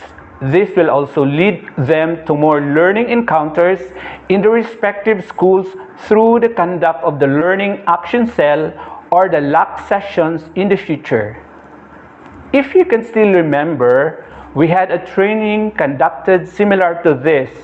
However, that was only an introduction for the implementation of the Reading Travails, the division of Davao Occidental Reading Program, as we incorporated the Big Six in reading to our 8-week reading intervention program. And that happened during the height of the general community lockdown of the province.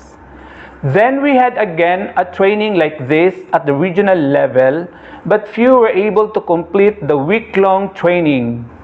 Now, to enable all English teachers of our division to avail of the learning and development fully, we afforded you this upskilling to make you ready for the upcoming face-to-face classes back to the normal setting soon.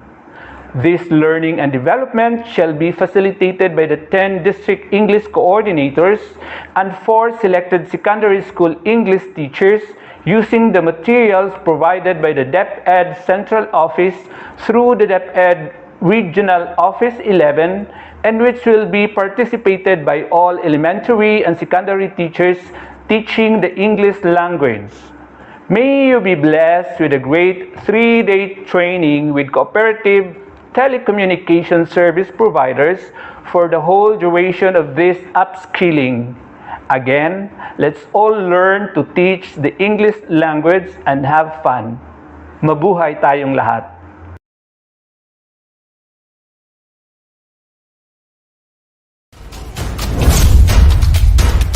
Webinar for teachers on literacy instruction with emphasis on the 6 elements in reading.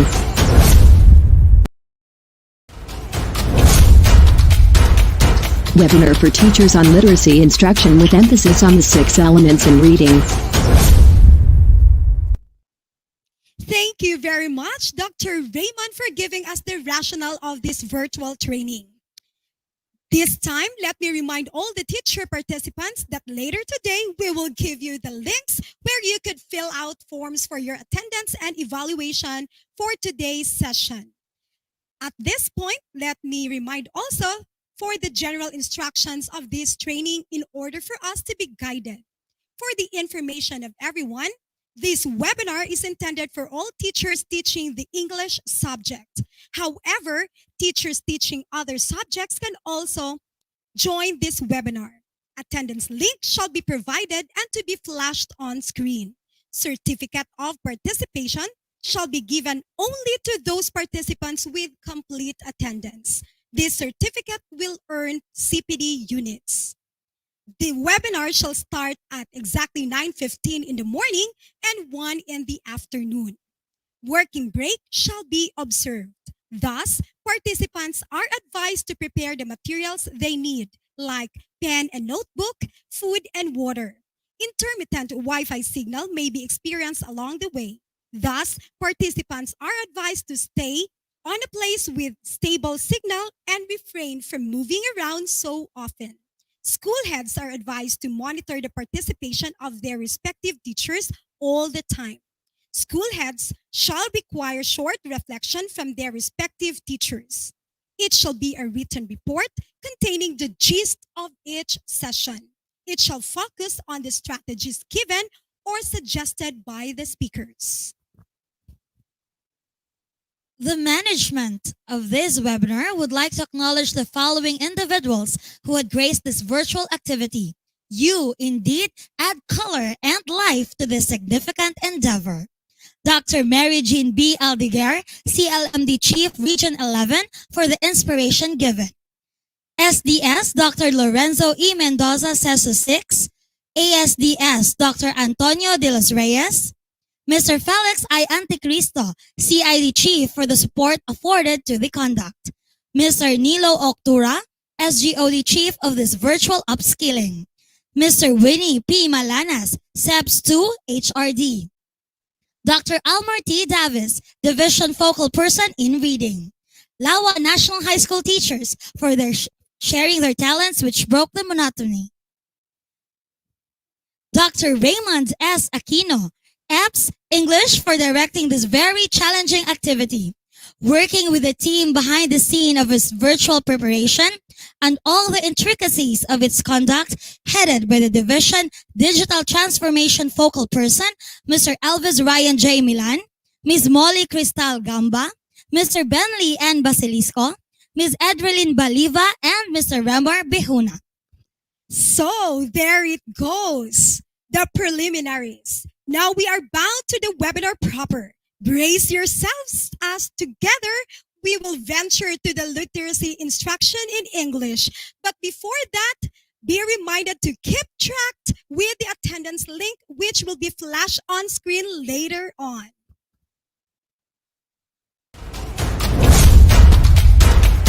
Webinar for teachers on literacy instruction with emphasis on the 6 elements in reading.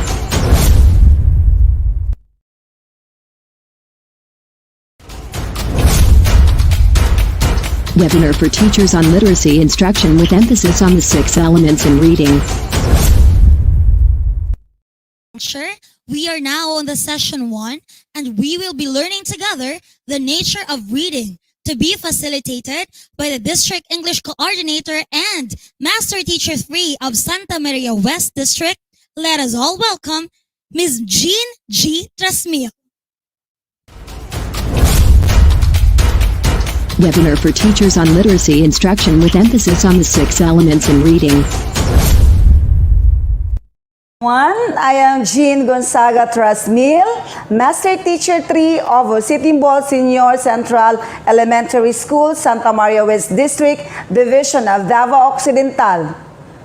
I will be delivering the session of Dr. Rosalina J. Villanesa, Chief Teaching and Learning Division, Bureau of Learning Delivery Central Office, on the nature of reading.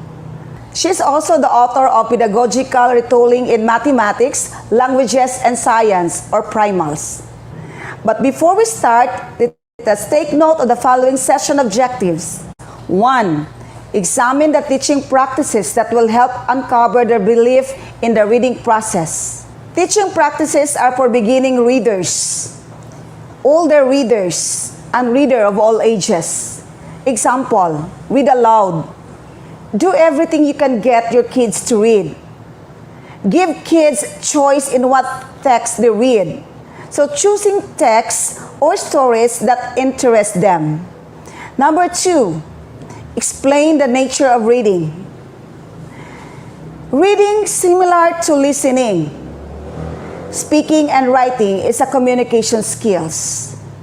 Number 3, realize that the reader has a significant role in the reading process and that his or her attitude and motivation affect his or her reading performance, and apply research-based practices in teaching children learn to read and read to learn.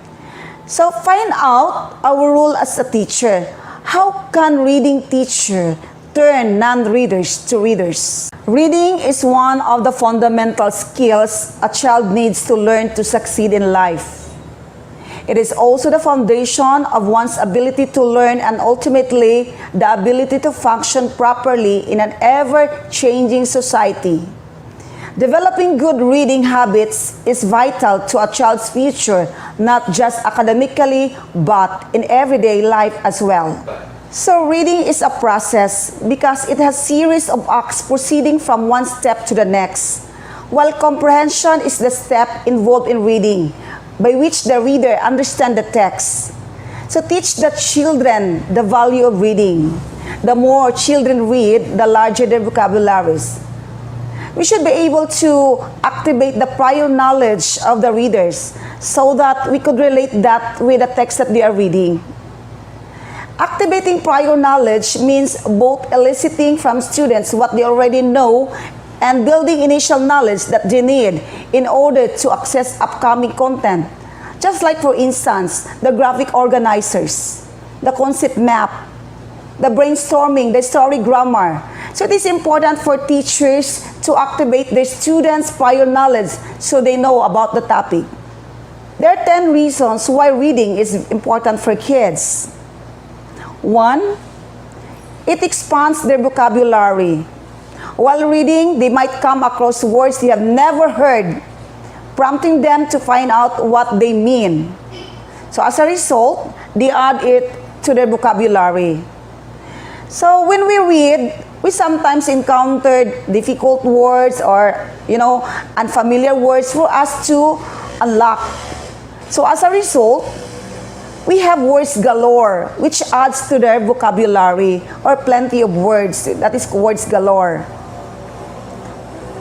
2 is, it makes them better at it. Practice makes perfect. The best way to get better at reading is just to do it. So start teaching our children by simply reading the CVC family every day. That is consonant, vowel, consonant. Example, the word mat, at, mat. Cat, at, cat. And sat with at, sat. 3, it helps build independence and self-confidence. As they learn that they no longer have to rely on their parents to read things to them, they develop a sense of independence. Through reading, they can begin to understand the world on their own. So if kids already know how to read, of course, they achieve self-determination and positiveness.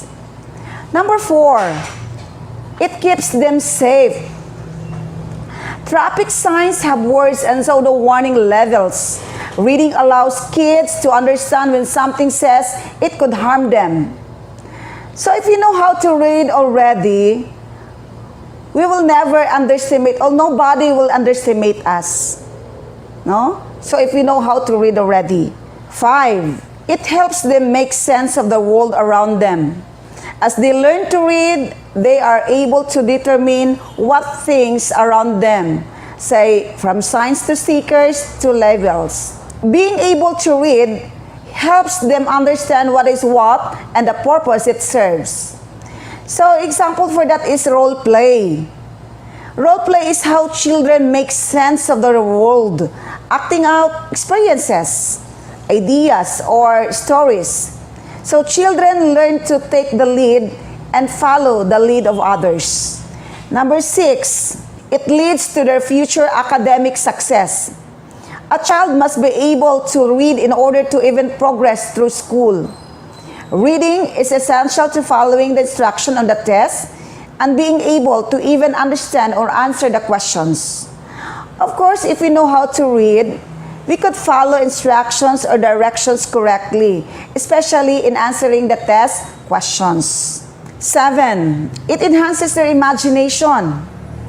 As a child reads, they can begin to imagine where the characters are. They might even create their own little world as well. Reading enhances their imagination by forcing them to picture what the character actually looks like and who they are. So reading is one of the best ways to foster imagination. The more we read, the better we can build up and expand our knowledge. It helps us practice imagination by letting the words describe a certain image while the reader manipulates the picture in the mind. So of course, it encourages creativity. 8, it entertains them. It gives them something good to do, especially once they can start reading chapter books with no pictures, forcing them to really get into their imagination and therefore really get into the book as well. So to be imaginative is to be inventive and original. If you enjoy reading stories, writing stories, or thinking things in new ways, you are an imaginative person. So you develop a unique solution to a problem or issue. So that is number 8. 9, it improves their grammar. Through reading, they can see how the author composed their sentence structure and grammar. This can also help improve their communication skills as they determine how it should be read using clues such as punctuation. So when you read, you reinforce correct grammar in your mind. of course, correct grammar, spelling, and appropriate use of punctuation will give them more confidence in the person communicating with them. So take note. Spelling errors and grammatical mistakes may also change the meaning of your message, which result in misinformation. 10. It improves their writing skills. Because reading helps improve their vocabulary, communication, and grammar skills, it ultimately improves their writing skills as well. So writing skills are an important part of communication. Good writing skills allow you to communicate your message with clarity and ease to a larger audience than through face-to-face or mobile conversations. Now let's move on to the current perspectives on reading. 1. Reading as process. It is a complex process of making meaning from a variety of symbols and conventions. Making meaning and expressing ideas through text is an important learning focus and brings the text to life. It can be achieved during reading and writing experiences by scaffolding and reading comprehension or making meaning from text. The readers use 3 primary sources of information or cues to read a text. We have here meaning. Meaning is to tell if what they read makes sense with our prior knowledge and fits with the sense of the story. So we have to apply every skills that we learn or master all the skills. Give more time to our learners to get the meaning of the word for them to answer or process.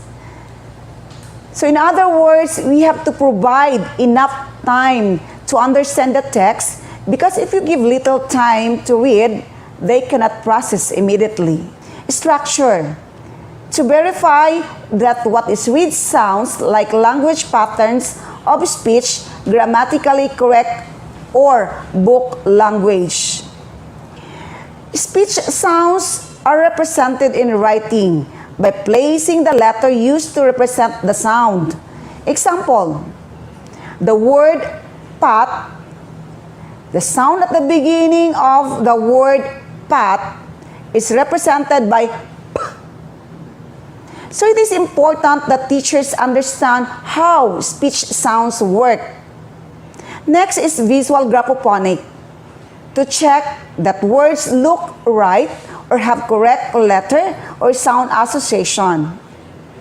When we say graphophonic, it is a combination of symbols and sounds. Examples, letter C, k, letter A, letter T, t. So the learners will predict using graphophony, or you will read using graphophony. 3 types of processing are done. 1, we have bottom-up processing. This is from parts to whole. So when we say bottom-up processing, this is when the environment influences our thinking. Example, if you see an image of an individual letter on your screen, your eyes transmit the information to your brain. And of course, your brain puts all of this information. So that is bottom-up processing. How about top-down processing? When we say top-down processing, this is from whole to parts. So this is when our thinking influences how we see, understand, or perceive the environment. Example, suppose you receive an important letter, but a few drops of water have smeared part of the text. So a few letters and different words are now just smudges. Yet, you're still able to read the letter using the top-down processing. Next is interactive processing. This is whole to parts to whole. So what does it mean? It means that the person needs to provide the computer with instruction while it is doing the processing. So that is interactive processing. 2 is reading as comprehension. Comprehension occurs in the transaction between the reader and the text. The more background knowledge a reader has that connects with the text, the more likely he or she will be able to make sense of what is being read. So, readers must be familiar with the text that they are reading. The background experience, the knowledge about the subject, the vocabulary, attitudes, and even motivation. So, motivate our frustrated learners to read. So, we have to consider the type of text we are going to give intended for our learners. So, that is reading as comprehension. According to the schema theory, individuals have organized world knowledge which are stored through a series of networkable solutions known as schema. This can be activated or retrieved when needed. Reading comprehension involves thinking. So when we say schema theory, it means behavior. In psychology and cognitive science, schema describes a pattern of thoughts or behavior that organizes categories of information and the relationship among them, or perceiving new information or interpret information. So we have examples there, the scripts, the social rules, the rubrics, stereotypes, and so on. In Piaget theory of development, children construct a series of schemata or composition based on the interaction they experience to help them understand or think. So that is schema. 3. Reading as skill versus skills. So reading is viewed as a unitary skill that we use to process text. This unitary skill can be analyzed in terms of component sub-skills or global skills. So reading skills is to decode meaning from a text. It can be learned. These skills include, phonics, word recognition, vocabulary, fluency, and comprehension skills. And it should be mastered in Keto 3. The whole word recognition must introduce word analysis and graphoponym. Examples: showing pictures of hat, hat. Readers can comprehend already what is in the picture. Giving sound of the word is very important. Introduce first the letter, then the sound. So that is teacher assisted. Well, for comprehension skills, examples for that is we have, summarizing, noting details, getting the main idea, sequencing, predicting outcomes, and so on. 4. Reading as strategy. Readers use cognitive and metacognitive strategies. So we will talk about cognitive, the difference between cognitive and metacognitive strategies. When we say cognitive strategies, those are highlighting, outlining, previewing, taking notes, and finding vocabulary. While metacognitive strategies, we have predicting or inferring, self-questioning, monitoring or clarifying, evaluating, and summarizing. So that is metacognitive strategies. When children talk, they can read the text. When we say we read the text, read again the text, or you could read twice, or you may read twice. No? That is reread the text. Another is read on.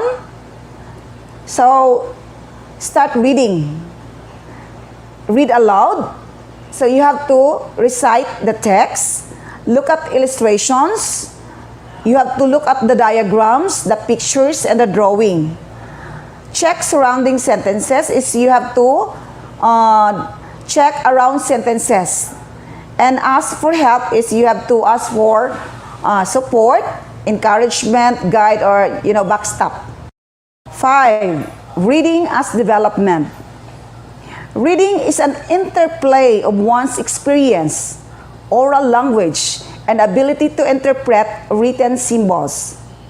So, reading starts from our experience, followed by oral language and symbols, which either be written or printed. So once children can read, they can relate it to their experience and shared orally into the written text.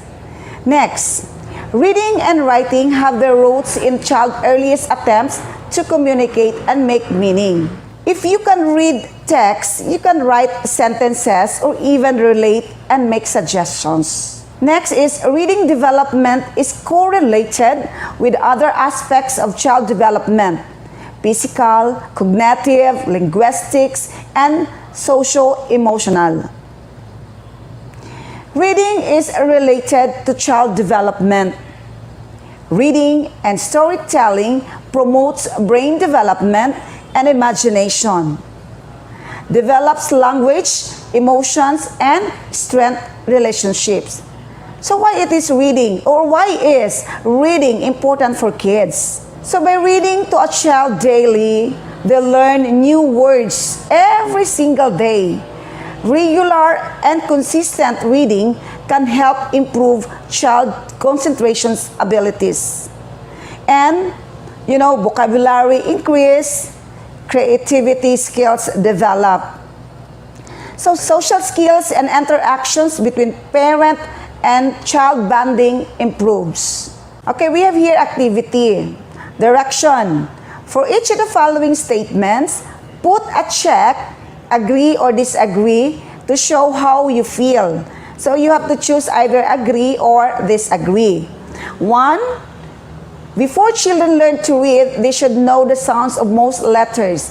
You answer agree or disagree. 2. The more symbols, letter or words there are in a text, the longer it will take to read it. 3. We gather meaning from what we read. 4. When one reads, one tries to find some cues in an effort to make sense of the written text.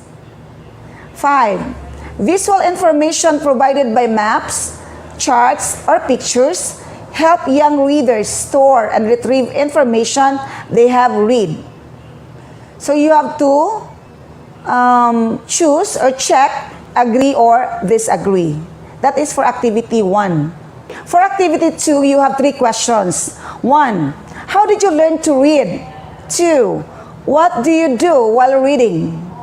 And the last one, what insights or learnings did you have about reading? For guide questions, we have 4. 1. What is reading? What does dynamic process mean? 2. What are the important and crucial elements needed by the reader to be able to interact with the text? 3. What are the 5 alternative views about reading? 4. Reflection question. Why do you think we still have frustrated readers even in the higher grades? So that's all for session 1. Thank you, and once again, good morning.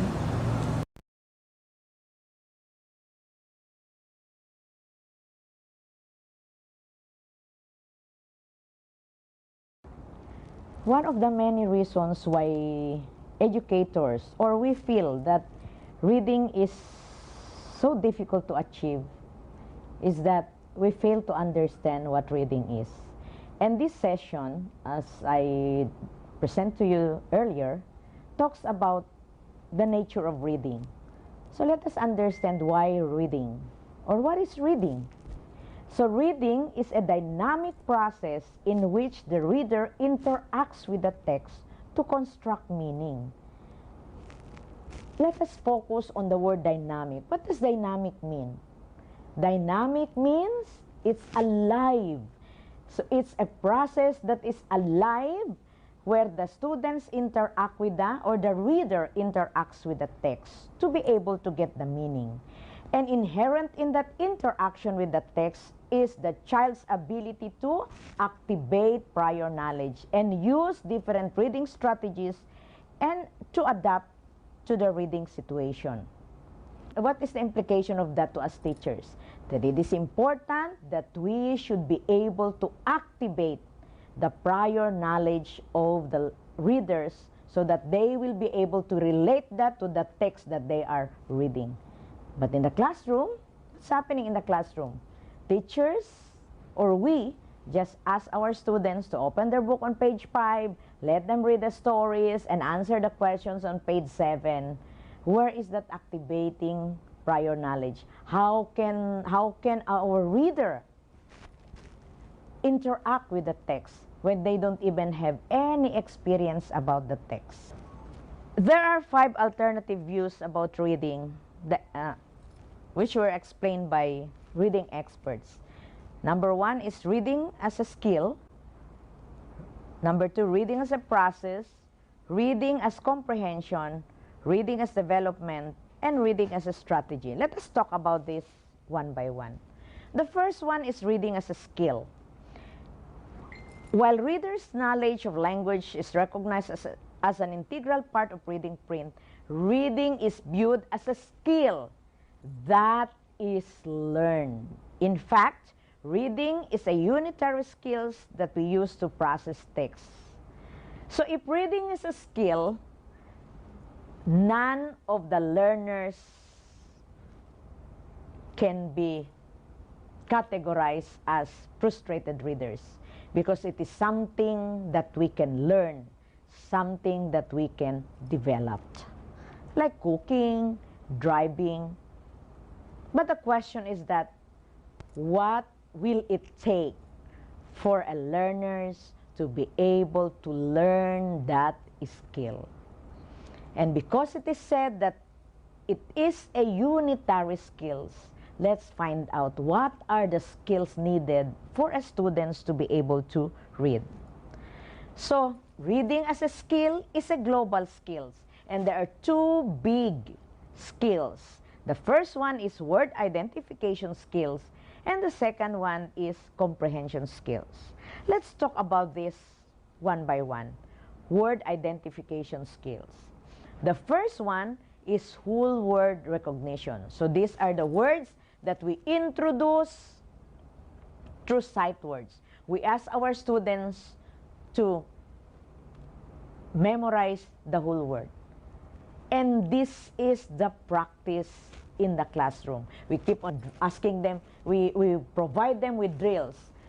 Beautiful, beautiful, beautiful, until they will be able to memorize the word. But the question is, will that be enough? Will our students be able to memorize all the words in the dictionary, all the words in the text, so that they'll be able to read the text? Definitely it's not, because it's just a pinch of the reading as a skill. The next one is visual configuration. This happens when the students or when the kids are learning to read. They look at the visual, they look at the drawings, and they'll be able to tell stories. And all the while, we're thinking that they are reading. See, I hope you remember your kids, you know, they look at the book, and even if the book is upside down, they look at all those visuals there, and they say, oh, a grandmother is cooking, because there's a visual there that shows an old lady is cooking. We thought that it's reading, but it's just one of the skills. And actually, it's not yet reading per se.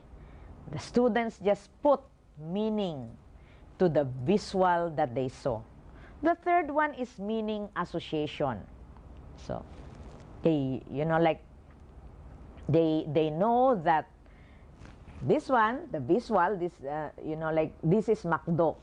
And they come to McDo every weekend. So McDo became part of their oral vocabulary. So once they saw this, they'll say McDo, McDo, McDo.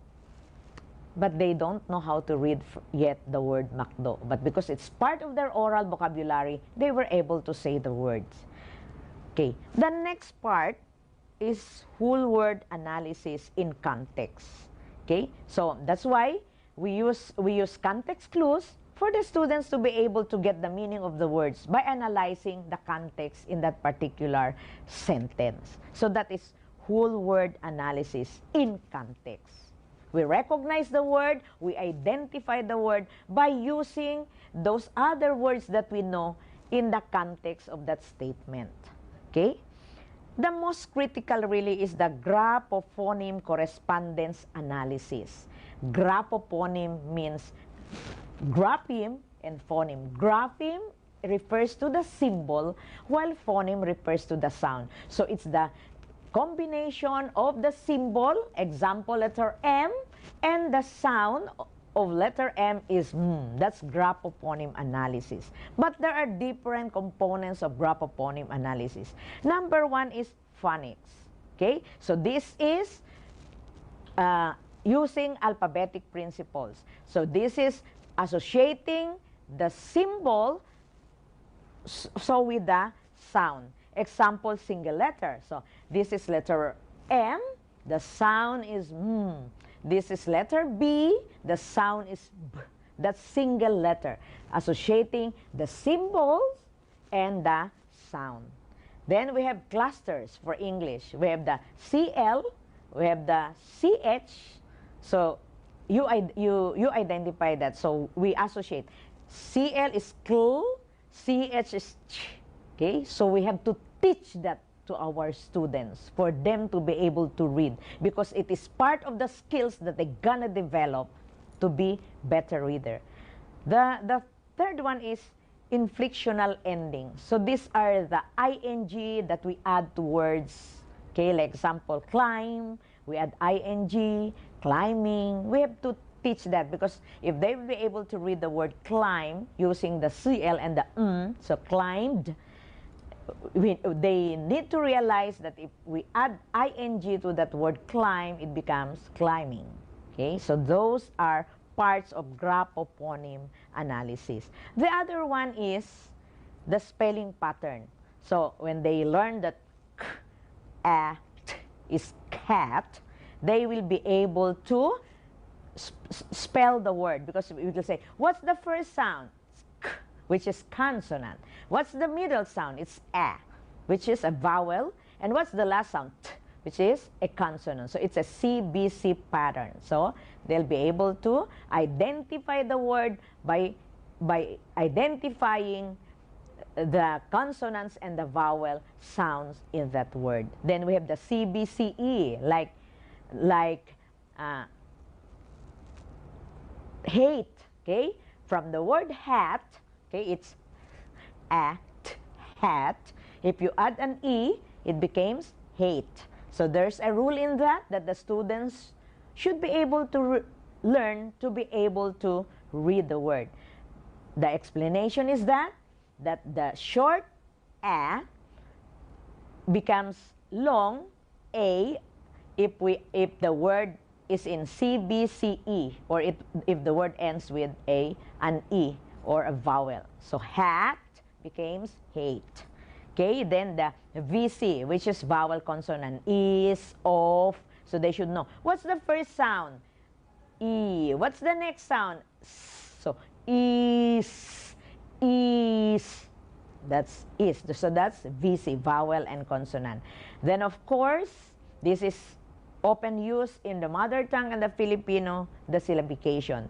Students should be able to learn the syllables of the word, how many syllables there are, and what comprise that syllables for them to be able to read.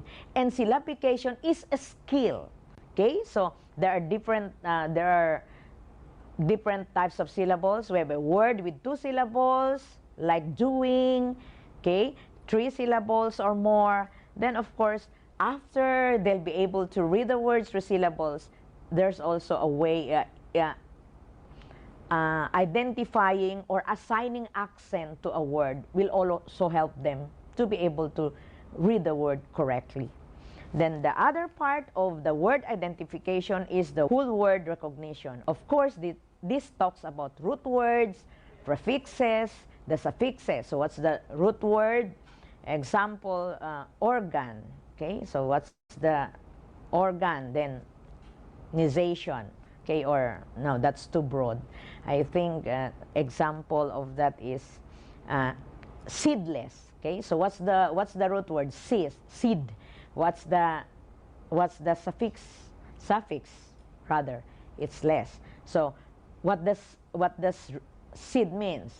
Okay? And what does less mean? So seedless means without seed. So that is a skill within the reading as a skill. So those are the skills of the word identification skills. And most of that, especially the graphophonic correspondences analysis, should be mastered in the K to 3 when the students are just learning how to read. Okay, so the other part of reading as a skill is the comprehension skills. Of course, we talk about making generalization, determining cause-effect relationships, summarizing, noting details, getting the main idea, and the rest of the comprehension skills. That is the focus of the higher levels. But mind you, even in the word identification skills, comprehension is already there. Because once you know that, once you will be able to read the cat, and the teacher will show the picture of a cat, the learners will be able to understand what cat is. And maybe you can talk a little about the cat to broaden their understanding of what a cat is. Okay, so that's reading as a skill. So the skills against strategies, because they should go together. So what are the skills and what will be the strategies? Example, for main idea. So your strategy will be evaluate, summarize. Then for identifying details, your strategy would be predict, evaluate, and summarize. For sequence, you can use predict and summarize. For drawing conclusion, you can use predict and summarize. Cause effect, you can use predict, question, and summarize. And for compare and contrast, you can use evaluate and summarize. Okay. Because reading is a skill, as a skill is very difficult, there is a need for us to provide scaffolding. The first is teacher-centered. So if we talk about explicit teaching, it's I do. You model, you show them, you model the sound, you show them how to blend the sound together to form syllable, to form words like k, at, the sounds of k, and you know the sound of letter C, which is k, the sound of letter A, which is a, and the sound of letter T, which is t. Okay, so that's modeling. So there should be a mini lecture from the teacher. Then we have teacher assisted. So we practice together. We produce the sounds together. We read the word together. Then it could also be peer assisted. They can work with peer, and that is the we do part in the explicit teaching. And as soon as they master it, you allow them to do it by themselves. So that's you do. Explicit teaching, I do, we do. It could be with the teacher and with a peer, and you do, which is the independent practice. Okay? And in that way, it is already student-centered, where they apply the thinking strategies and the during independent reading strategies. Okay. The second one is reading as a process. Reading as a process is also known as the meaning-making process. So it provides an explanation of how reading happens. To construct meaning, readers draw on or sample the language information available to them. So they will apply every skills that they develop in learning how to read, and they will process all of that to be able to comprehend the text. It's the part. But, you know, if you just ask the students to open the book and they will just read and answer the question, will you allow them? Do you allow them to process? And what will they process if you did not provide them the basic skills for them to use in processing the text that they are reading? Okay? So, according to a language-based model of the reading process, for the students to be able to get the meaning, the students will predict. So in predicting, they'll use the graphophonic language cues. Everything that they've learned about letter sound, correspondences, configurizing the elements that they saw in that text, okay? And then they confirm using syntactic language clues because they know that this is the structure of the language, so they can say that, oh, this is really teacher because it starts with okay. Those skills that learn in predicting how to read the words, and they will confirm because they use the syntactic clues that they also develop because it is also a skill. Then they will relate it to their experiences, they sample it, apply it, then after that, once they develop it, they'll be able to integrate it. It is only by then that they will be able to give meaning to what they're reading. So it's a process. But what is happening in the school, in the classroom? When we call the students, we want the students to answer the questions right away. We give them very little time to read. How can they process when they only have very little time to read?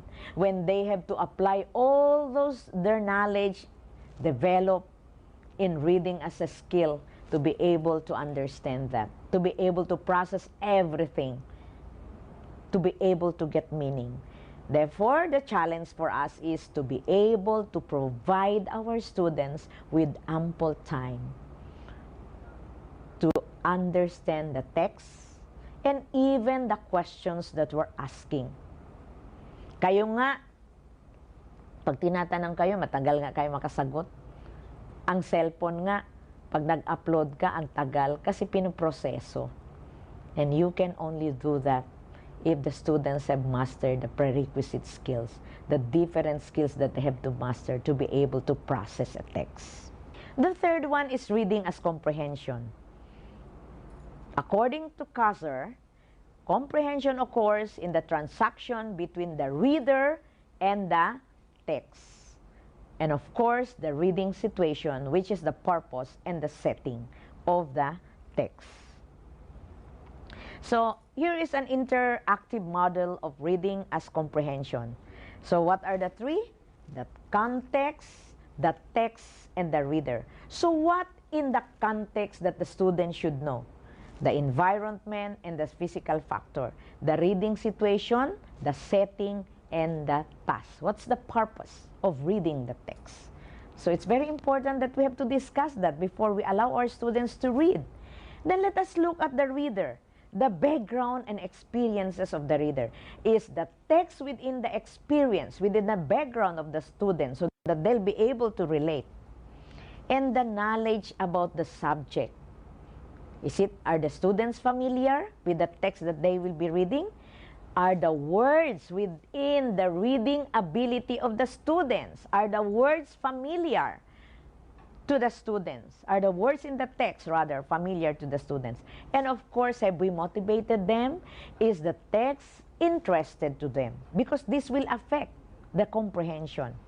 And of course, about the text, the organization of the text, the content, the readability level of the text, whether the text is too difficult.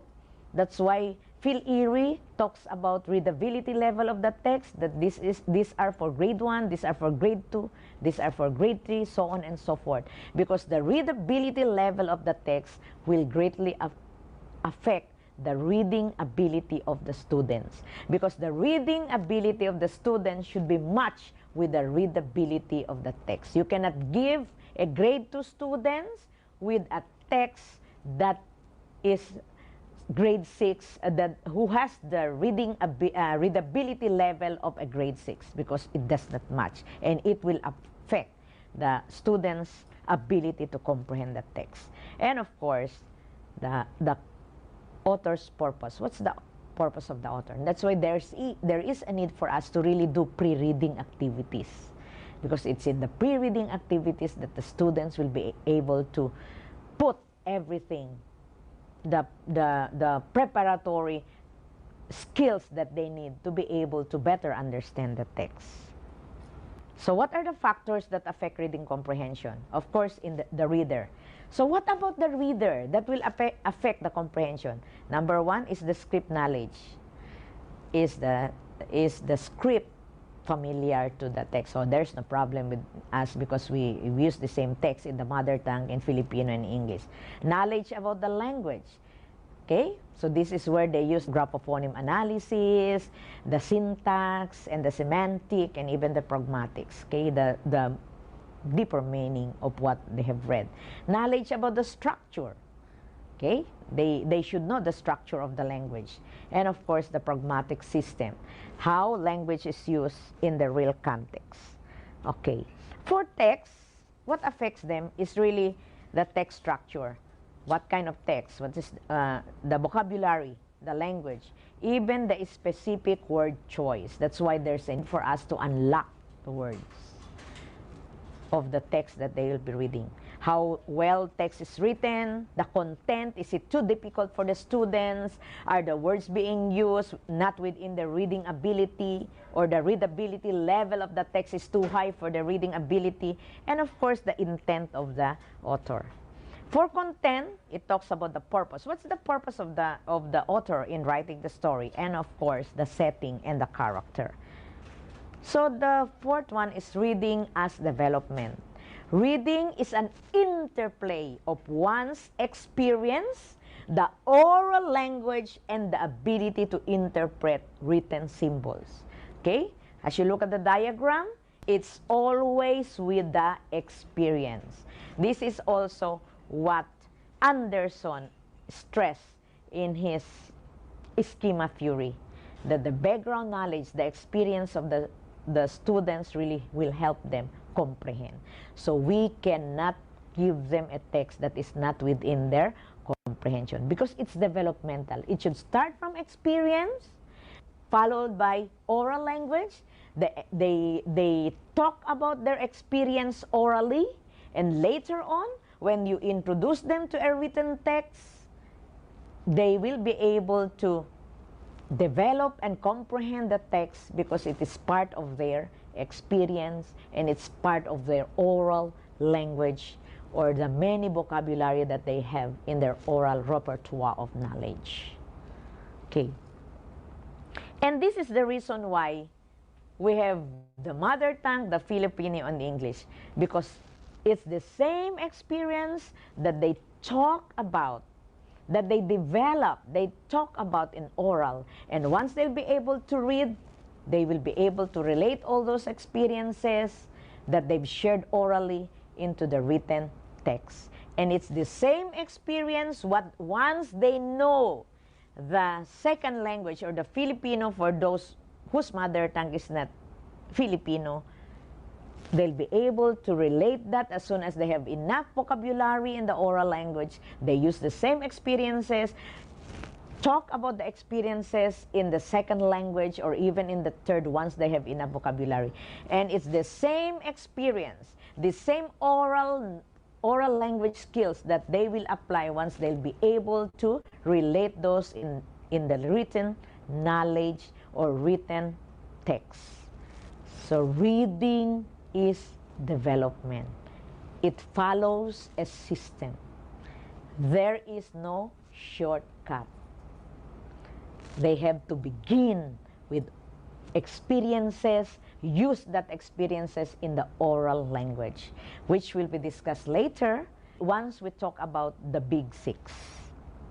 And the last one is reading as a strategy. Strategies are conscious, flexible plans a reader applies to a variety of texts. The use of strategies implies awareness, reflection, in interaction between the reader and the author.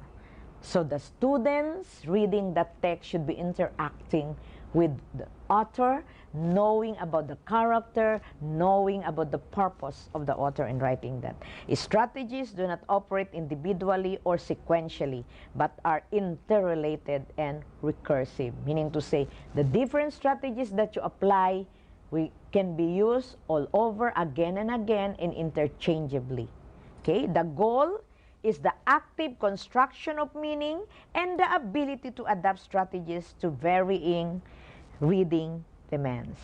So what are the two basic strategies?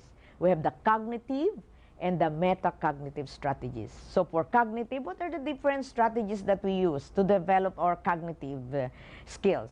We have the previewing, highlighting, outlining, taking notes, mapping information, rereading, finding key vocabulary. And these are the things that we do once we are reading. See? So we need to develop all those. We need to provide our students with ample exercises to be able to use previewing, highlighting, by asking them to, underline the words that you do not understand. Underline the words that give you the best meaning of what the text is trying to drive at. And of course, the skills, these are predicting, inferring, self-questioning. Okay, when you read, is my prediction correct? What gives me the idea that my understanding is really the one that the author would want me to understand? Okay, monitoring, clarifying, evaluating, summarizing, and visualizing. And these are critical skills for our students to be able to better understand what they read. So let us summarize. What are the 5 views about reading? Okay, and maybe before that we would be able to, shall we talk about reading? So what are the keywords about reading? That reading is what? A dynamic process. It's alive. The students should be able to interact with the text that they are reading. So it's never a dull moment. Then what are the 5 views? Reading as a skill. What's the takeaway? That reading, because reading is a skill, it can be learned. But because it is a very difficult and complex skill, it has to be taught systematically, explicitly, by doing, by modeling, I do, by working together, we do, and by allowing the students to do it by themselves. You do. So it's explicit teaching. The second is reading as a process. It's a meaning-making process. That's our keyword. So allow the students, give students ample time to read and ample time to apply the skills that they've learned to be able to read. Next is reading as comprehension. That the text, the context, and the reader is very important to be considered before we give the students a text so that they will be able to comprehend what they've read. The fourth one is reading is development, that it should always start from where the students are. From their experience, move to oral language before they will be introduced to a written one, which will be further discussed in the Big 6. And the last one is reading as a strategy. And there are 2 big strategies that our students should develop, the cognitive and the metacognitive strategies.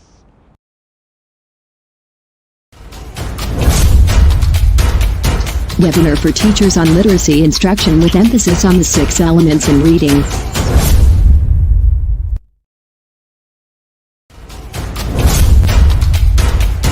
Webinar for teachers on literacy instruction with emphasis on the 6 elements in reading. Thank you very much, Ma'am Jean and Dr. Rosalina Villaneza. We would like to commend all our teacher participants and all the viewers who are still tuning with us. Now, let's take a look at our session 2, which focuses on building communicative competence through oral language instruction. This will be facilitated by Ms. Janet O. Kaalim, a Master Teacher 2, and the District English Coordinator of Malita North. Webinar for teachers on literacy instruction with emphasis on the 6 elements in reading.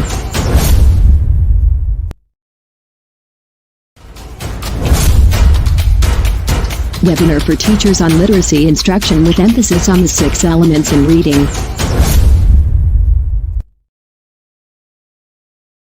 Good day, fellow educators of the Division of Davao Occidental. We are now on the second session of this virtual training on literacy instruction. I am Janet Ono Kaalim, District English Coordinator of Malita North District. I will be facilitating our topic for today entitled The Building of Communicative Competence Through Oral Language Instruction, which was presented and delivered by Victoria de Galea Masanger, Education Program Supervisor of Zamboanga City Schools Division Office, DepEd Regional Office 9. The objectives for this session are the following. Number 1, define oral language. Number 2, discuss how oral language affects the development of literacy skills. Number 3, demonstrate understanding of instructional strategies which explicitly develop oral language skills through literacy-related tasks. And number 4, demonstrate desirable classroom teaching practices that reflect gained understanding of sound methodologies in developing the oral language skills of learners. Before we start, let us first have an activity that will test how far are we as far as knowledge on oral language skills is concerned. For this pretest, just answer whether the statement is true or false. You may write your answer on your paper or on the comment section. So, are you now ready? Number 1. Oral language is the ability to speak and listen. Number 2, oral language problems have little impact on the reading and writing difficulties of learners. Number 3, oral language is at the base of literacy. Number 4, all children are fortunate to be born into homes where parents or caregivers provide rich language experiences. These children enter schools with good oral language skills. And number 5, children who have strong oral language skills often have strong reading and writing skills. Now, let us check your answers. For item number 1, oral language is the ability to speak and listen. The answer is true. For number 2, oral language problems have little impact on the reading and writing difficulties of learners. The answer is false. For number 3, oral language is the base of literacy. The answer is true. For number 4, this is false. And for item number 5, children who have strong oral language skills often have strong reading and writing skills. The answer is true. Did you enjoy our activity? How many of you got the perfect score? If not, listen very intently to the speaker. I am sure that you will be equipped with all the necessary knowledge on oral language. So, let us now proceed to the session proper entitled The Building of Communicative Competence Through Oral Language Instruction by watching the video. But before you watch the presentation, I am going to show you the previewing questions for you to answer. We have actually 7 previewing questions. Number 1, what is oral language? Number 2, how is it related to the overall development of reading skills? Number 3, what is language to literacy model all about? Number 4, what is word poverty and how does it affect the development of reading skills? 5, what are the 5 components of oral language instruction? Number 6, how can teachers provide for an effective development of each of these components? And number 7, in what context does explicit instruction situate in the teaching of oracy? Let us now proceed to the viewing of the video.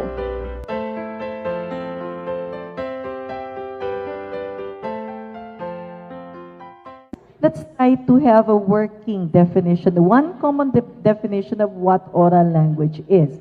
It's a very common word, however, siguro we have to have one common point of reference. So let's talk about what oral language is. So let's talk about what is oral language, okay? Oral language is a system through which spoken words are used to express knowledge, ideas, and feelings. So, pag sinabi nating oral language, developing oral language means actually developing the skills and knowledge that go into 2 big skills, listening and speaking, all of which have a strong relationship to reading comprehension and to writing. So pag sinabi pala nating oral language, it is not confined. Some would only say, oral language, it involves speaking. But hand in hand with speaking, nandyan yung listening. Okay? The development of thinking and reading ability is closely linked to the development of oral language. So, looking at this, we have here, okay, according to Motes, these are the 5 components of oral language.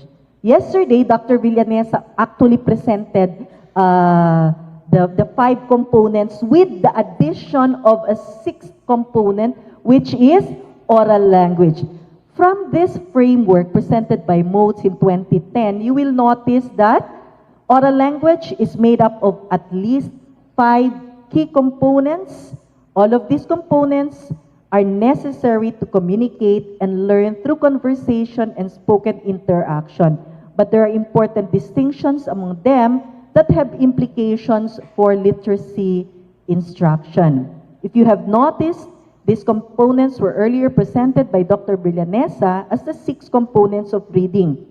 6th, being considered as the new, is oral language.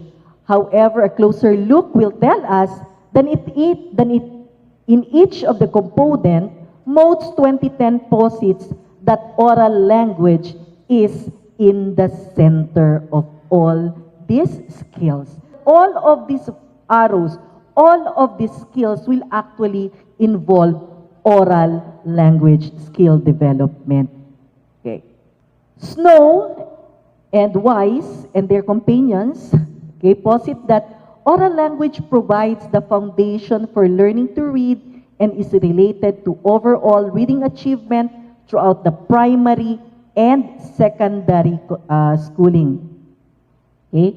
So, the 6th component of reading to reflect the range of research emphasizing the importance of oral language development to the reading process. This is affirmed in the research conducted by Scarborough in 2001, who said the children who have strong oral language skills often have strong reading and writing skills.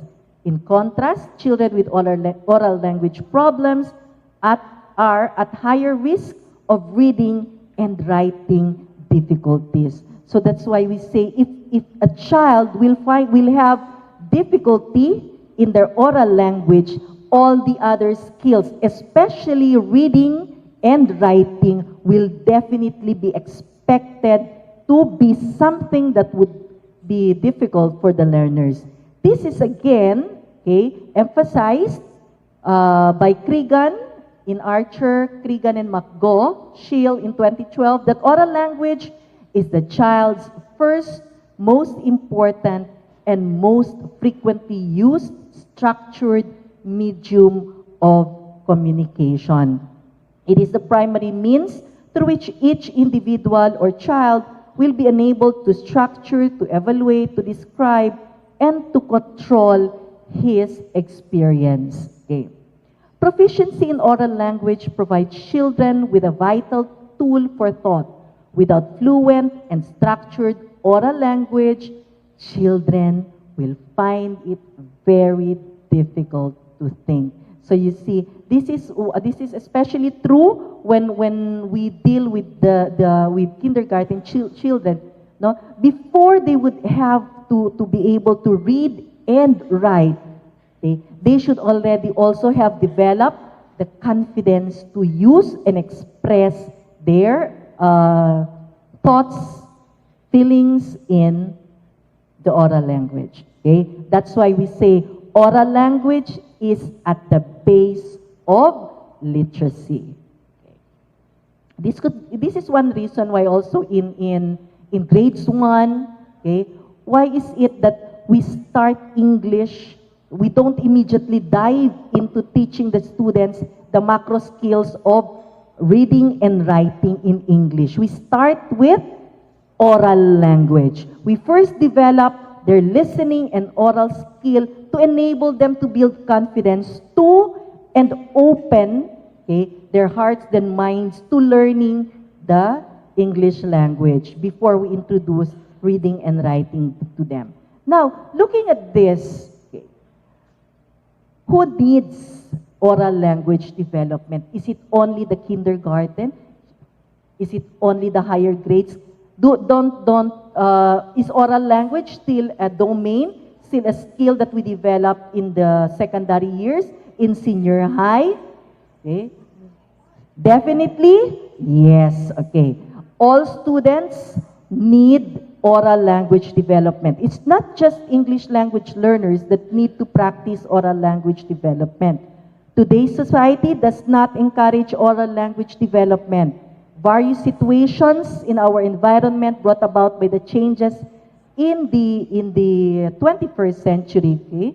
So, tells us that there is a lot of need for our students, for the teachers to concentrate and focus on oral language development in the English and in the languages classroom. Now, these are some of the other reasons that we have, okay, why we need to concentrate on oral language development, especially in dealing with children at the kindergarten to grade 3 level.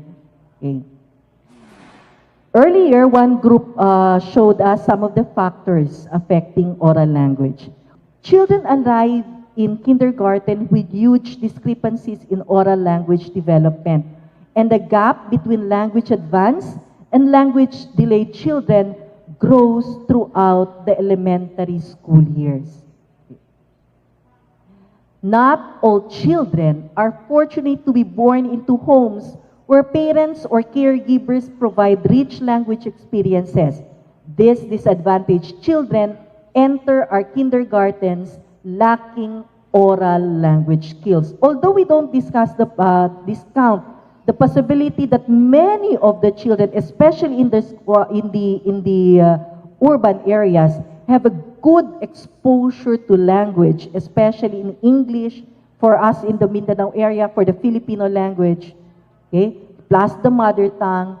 But when you look back into the development of the specific skills of oral language, you will find out that there are a lot of children whose oral language skill is very deficient when they get into the classroom.